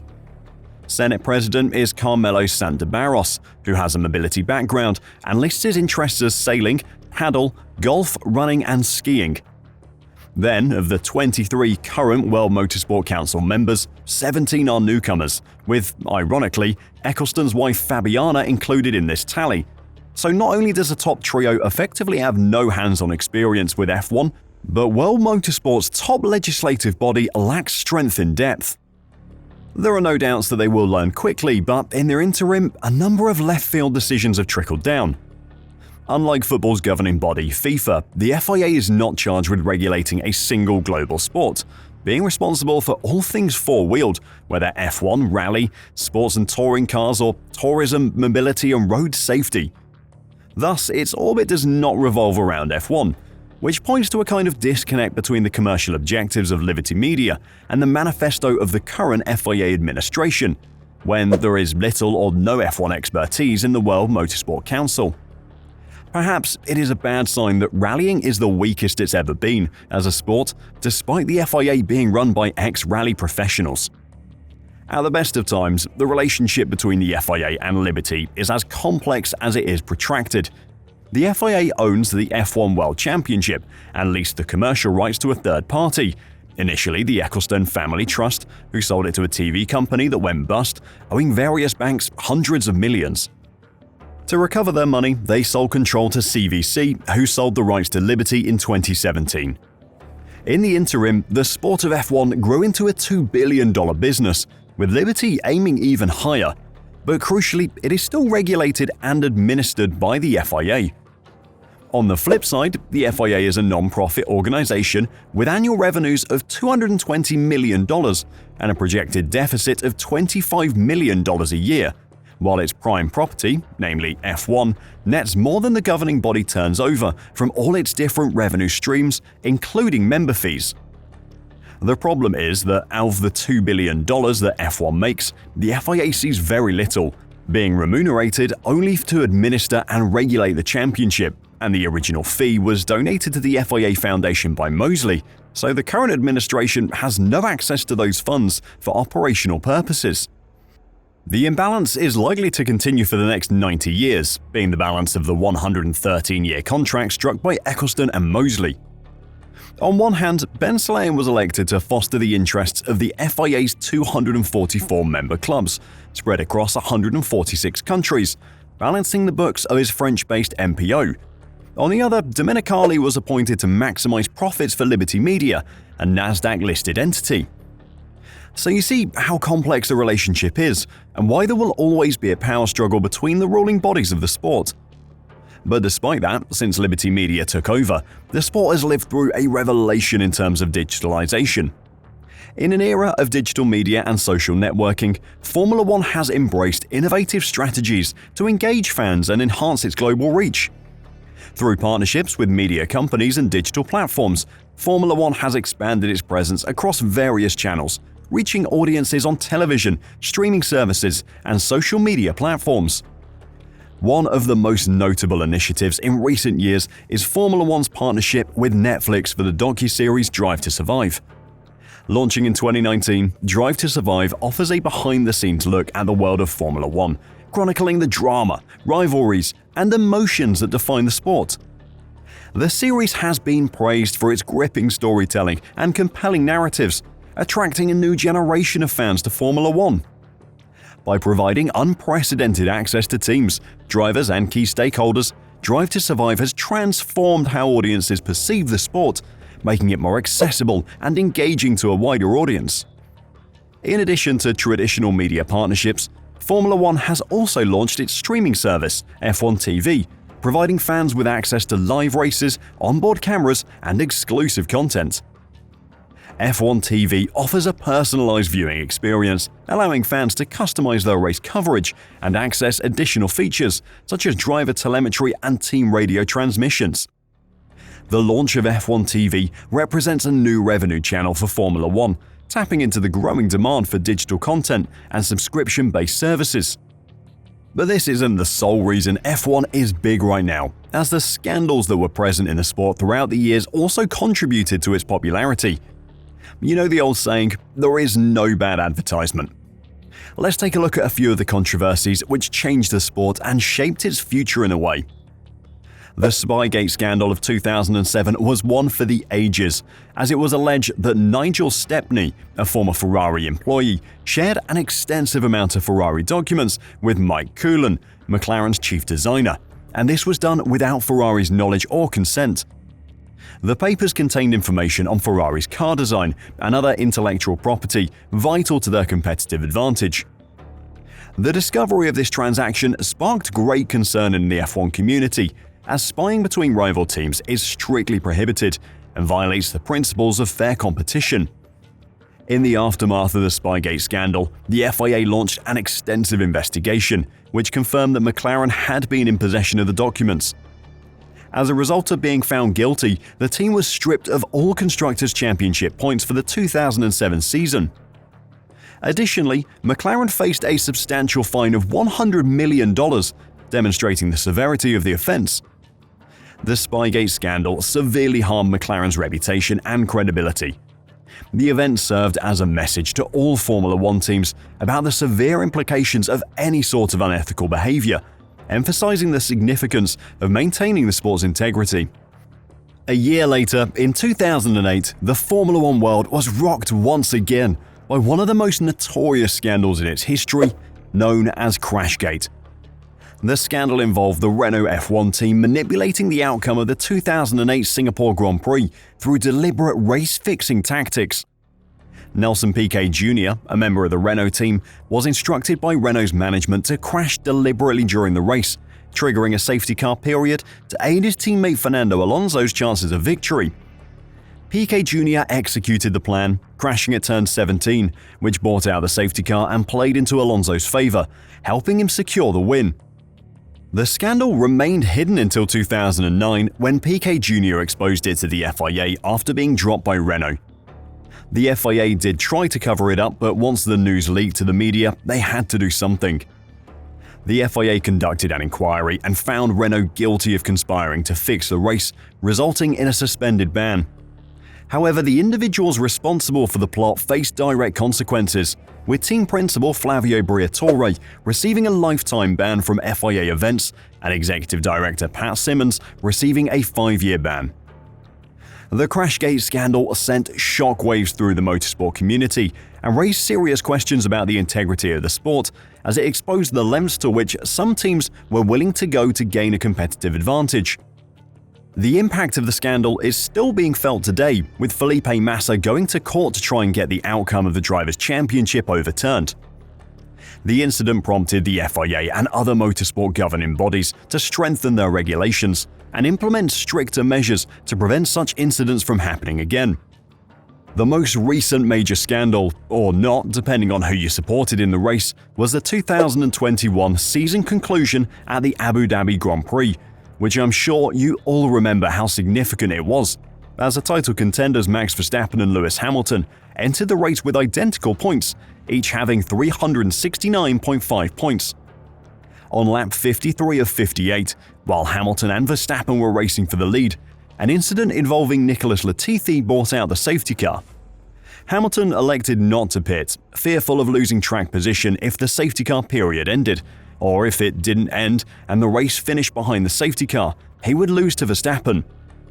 On the other hand, Verstappen pitted for new soft tyres and rejoined in second, with 5-lap cars between him and Hamilton. Initially, lapped drivers were told they couldn't overtake, but on lap 57 of 58, Michael Massey instructed that only the 5 cars between Hamilton and Verstappen may unlap themselves. Once the safety car entered the pits and the race's final lap began, Verstappen used his fresh tyres to pass Hamilton and secure victory, clinching his first Drivers' Championship. Mercedes and Lewis Hamilton's team objected to how the safety car period and the final laps were handled, as they claimed that the circumstances had an unfair influence on the outcome of the race and the championship. The FIA investigated and reviewed the race stewards' decisions in response to the controversy, and they concluded that the controversy was caused by human error and that the results were valid, and Verstappen was confirmed as the 2021 Formula One World Champion. The incident sparked many debates within the F1 community, and while some supported the final outcome, others argued that the safety car period and subsequent decisions created an unfair advantage for Verstappen. To say that Hamilton fans were outraged would be an understatement, as Red Bull team members, the FIA, and even the completely uninvolved Nicholas Latifi received death threats that were serious enough that they all hired security. In the foreseeable future, Formula One will definitely confront several significant hurdles in terms of regulations, sustainability, fan engagement, and internal politics. Moreover, sustaining and expanding its global fanbase will necessitate innovative approaches, leveraging digital platforms and immersive experiences to captivate audiences worldwide. Meanwhile, ensuring the financial viability of teams amidst escalating costs and economic uncertainties will pose an ongoing challenge, and not to mention how F1 must also face geopolitical influences, economic fluctuations, and other external factors, requiring strategic foresight and adaptability to navigate these complexities. By collectively addressing these challenges, F1 can evolve and thrive as a leading force in motorsport entertainment, but it definitely will not be free of scandal forever. A Formula One Grand Prix isn't merely an electrifying motorsport spectacle. It stands as a global phenomenon with profound economic implications for the host city and nation. Beyond the excitement of the race, hosting a Formula One Grand Prix can trigger a cascade of economic effects, spanning from tourism and infrastructure development to brand exposure and job generation. Attracting a diverse array of visitors, from devoted motorsport enthusiasts to curious globetrotters, Formula One events draw substantial international tourism to the host city. This surge in visitors results in increased bookings at local accommodations, higher foot traffic at restaurants, and elevated spending on various attractions, bolstering the local hospitality and entertainment sectors. The hosting of a Formula One Grand Prix often requires substantial investments in infrastructure, including upgrades to transportation systems, roads, and other essential facilities. While these investments may be significant, they often yield long-term benefits, enhancing the city's overall quality of life and leaving a lasting legacy far beyond the race weekend, and the global allure of Formula One ensures extensive brand exposure for the host city on an international scale. As millions tune in to watch the races, the city's landmarks, culture, and lifestyle are prominently showcased, presenting a potent marketing opportunity that can attract future tourists, investors, and businesses, solidifying the city's status as a premier global destination. The planning and execution of a Formula One Grand Prix create diverse job opportunities across various sectors, from event management and hospitality to security and logistics. This generates temporary employment during the event and stimulates long-term job growth, contributing to economic vitality of local communities even after the race concludes. Local businesses experience a surge in demand during the Formula One event, with entrepreneurs capitalizing on the influx of visitors by offering race-themed merchandise and unique experiences. So you can see that while hosting an F1 race might be expensive, the return on investment is felt throughout the local area. In terms of the economics of an F1 team themselves, the most important thing to know is the budget cap, which was implemented in 2021. Historically, F1 has seen teams with colossal budgets outpace their financially modest counterparts, which has led to unequal performance on the track. Just before the budget cap was brought in, the sport's biggest spender, Mercedes, was estimated to spend about 10 times that of the Haas team, the sport's smallest spender. In a sport based on technological research and advancement, that obviously gave Mercedes a huge advantage.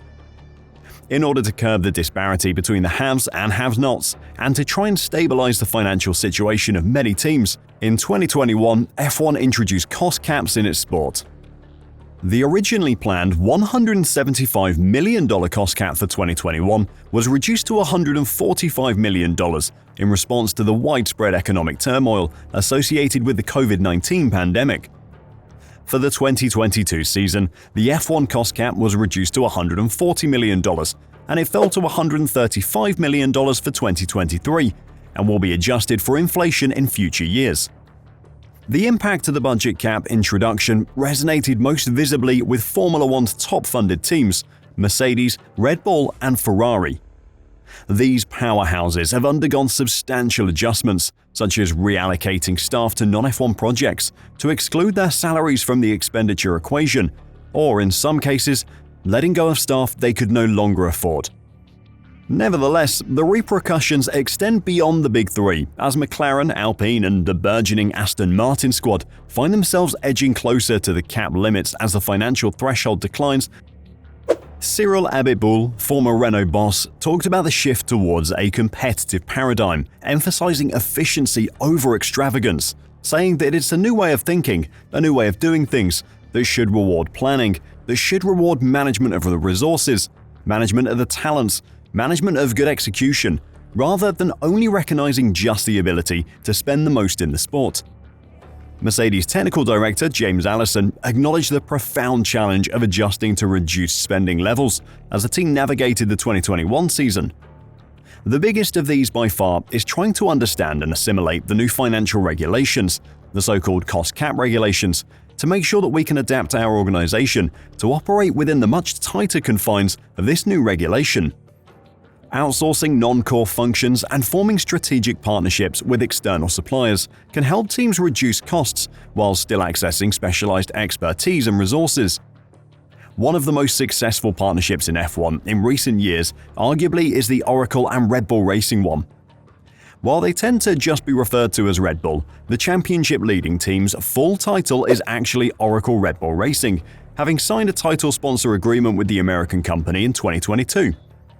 The deal with one of the largest companies in the world is the biggest of any sponsor on the grid, with Red Bull earning $100 million for 5 seasons, and that value trumps not just F1's ceiling, but also makes it one of the most lucrative deals in sports sponsorship history.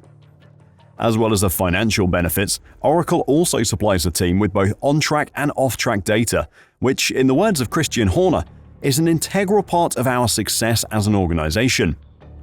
The Oracle partnership has also had benefits to Red Bull's powertrain division, with Oracle Cloud Infrastructure providing assistance ahead of their 2026 entry.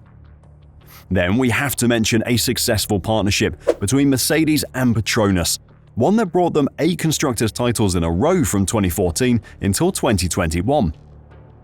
While Marlboro's sponsorship of McLaren and Ferrari are some of the most memorable in F1 history, Petronas' support to Mercedes is reaching a similar level simply due to the team's success. The Malaysian energy group partnered with Mercedes upon its return to Formula One in 2020 and has been a title sponsor for every one of their constructors' championships.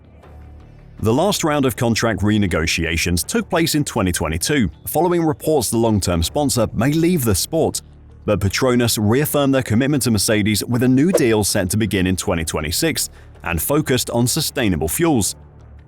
According to Forbes, Petronas are paying $75 million a season for the right to have their name plastered over the Mercedes car. Up until 2007, teams relied heavily on tobacco companies. These companies were spending in excess of $65 million for title sponsorships up and down the paddock, and budgets across the board were huge, which had a massive influence on the sponsorship approach. The prevailing attitude from teams and sponsors was to create content to simply deliver to broadcasters, with little thought on targeting or how it linked back to the potential customer base and their bottom line. At the end of the day, it was just about getting your name out there. Today, there's a heightened emphasis on intelligent sponsorship strategies, driven by the demand for measurable outcomes from brands, and mere anecdotal feedback about enjoying a day at the race or logo visibility on TV is no longer sufficient. The shift towards digital-first activation is well documented, acknowledging the changing consumer behavior where short Instagram clips may outweigh the appeal of traditional race broadcasts. From a brand perspective, digital platforms offer transparent return on investment insights and deeper engagement metrics, facilitating easier management of successes or failures. Moreover, sponsorship activities are extending beyond the racetrack as brands explore new avenues for engagement.